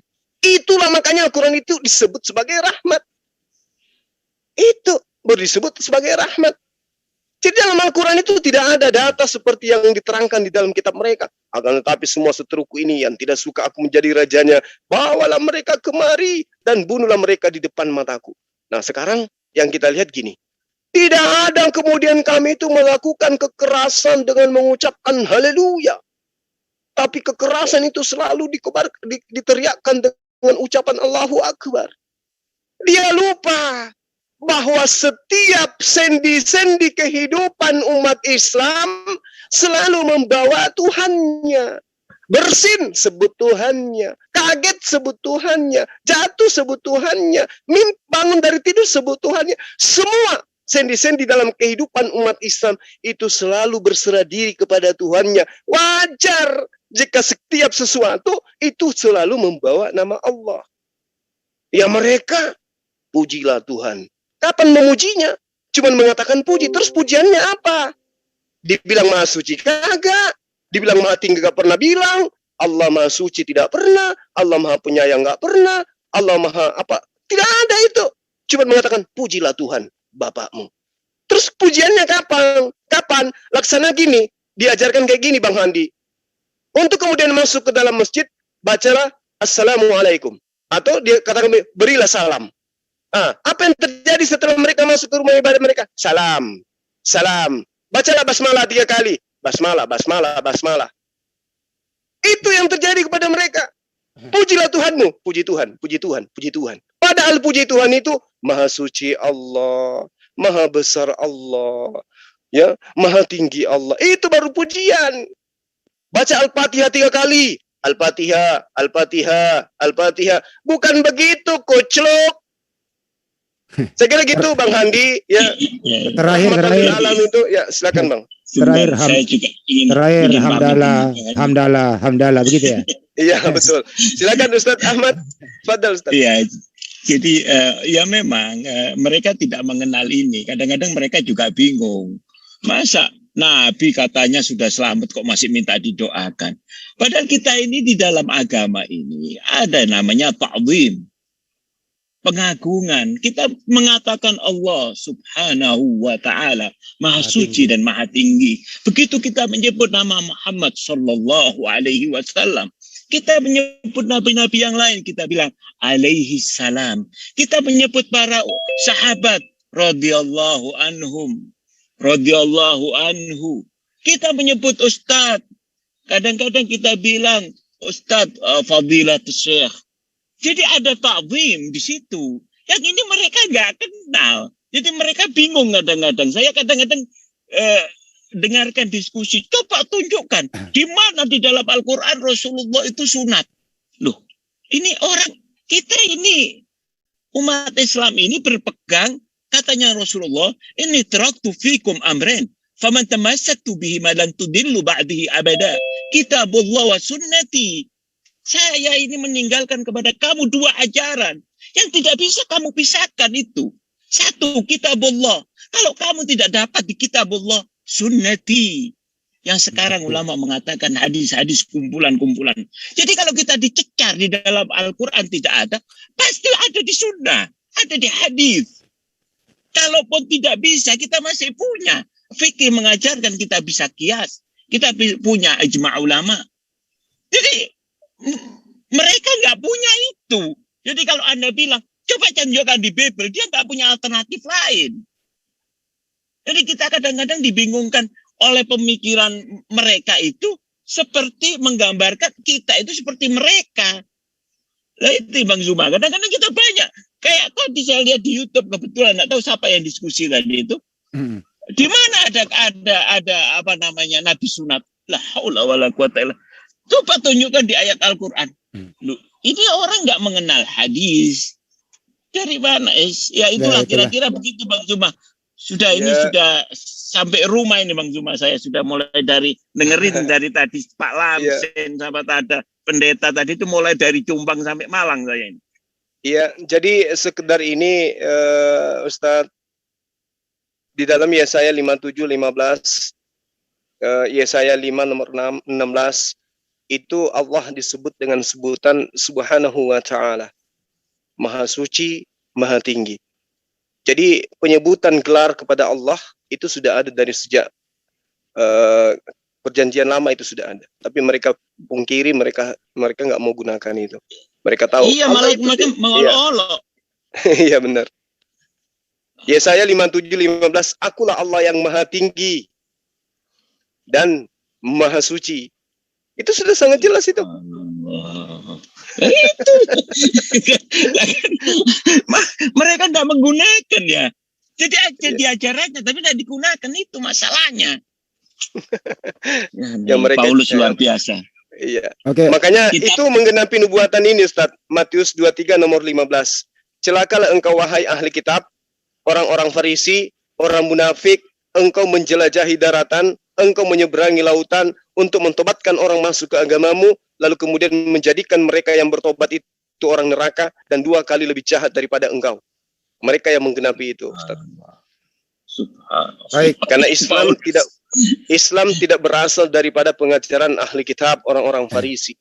Islam berasal dari Bani Ismail dan sahabat-sahabat Rasulullah Muhammad SAW yang tidak pernah terkontaminasi dengan ahli kitab sebelum Islam itu diajarkan baginda Rasulullah Muhammad SAW. Satu-satunya agama yang mengakui dirinya sebagai perpanjangan tangan tongkat estafet pengajaran ahli kitab hanya agama bla bla bla bla. Saya nggak kuat untuk menyebutnya. Jangan demikian. Ya. Baik. Subhanallah ya. Saya mohon izin juga sekaligus ini Bang Handi, Bang Juma, teman-teman semua yang ada di. Oh iya Ustaz, sedikit lagi Ustaz. Ya. Syukran kitabnya, bukunya, Masya Allah. Insya Allah udah nyampe sama saya. Alhamdulillah. Masya Allah. Ini akan jadi amal jariah nih Ustaz. Amin. Antum punya buku ini luar biasa. Insya Allah. Saya sudah hatam itu, saya sudah baca itu. Allahu Akbar. Terima kasih Ustaz sekali. Assalamualaikum warahmatullahi wabarakatuh. Waalaikumsalam. Sebenarnya kalau Ustadz Ahmad Wakid tadi nggak keluar ada kabar gembira, tapi ya karena berhubung Ustadz Ahmad Wakid ada kepentingan, saya ikhlaskan. Nanti sebelum kita riset dan sebelum kita tutup nanti kumpul di ruang admin, ada hal tertentu kabar menggembirakan untuk kita semua.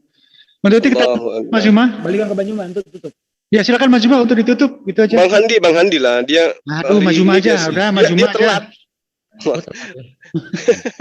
Baik sahabat-sahabat sekalian, dimanapun antum berada, ya terutama teman-teman yang ada di channel-channel yang berafiliasi dengan ZZZ, MMCI dan LRI, ya sekali lagi tidak bosan-bosannya saya mengumandangkan untuk memproklamirkan, menggaungkan agar tetangga-tetangga kita semua, keluarga kita, sahabat kita itu mensubscribe semua channel-channel Islam Muslim agar anak-anak kita itu terhindarkan dari hal-hal yang sisi negatif yang dihasilkan oleh HP mereka, tetapi kemudian mereka beralih kepada menonton channel-channel dialog Islam dan agama non Islam agar mereka bisa dijauhkan daripada pengaruh-pengaruh ajaran agama lain.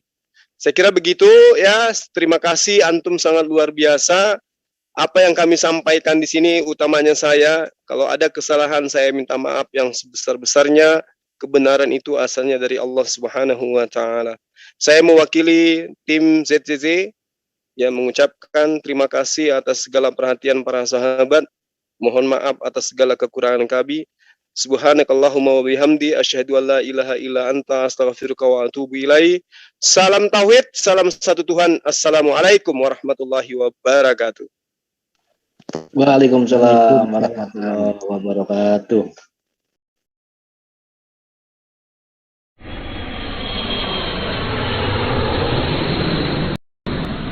Ya, kita tutup bentar. Thank you.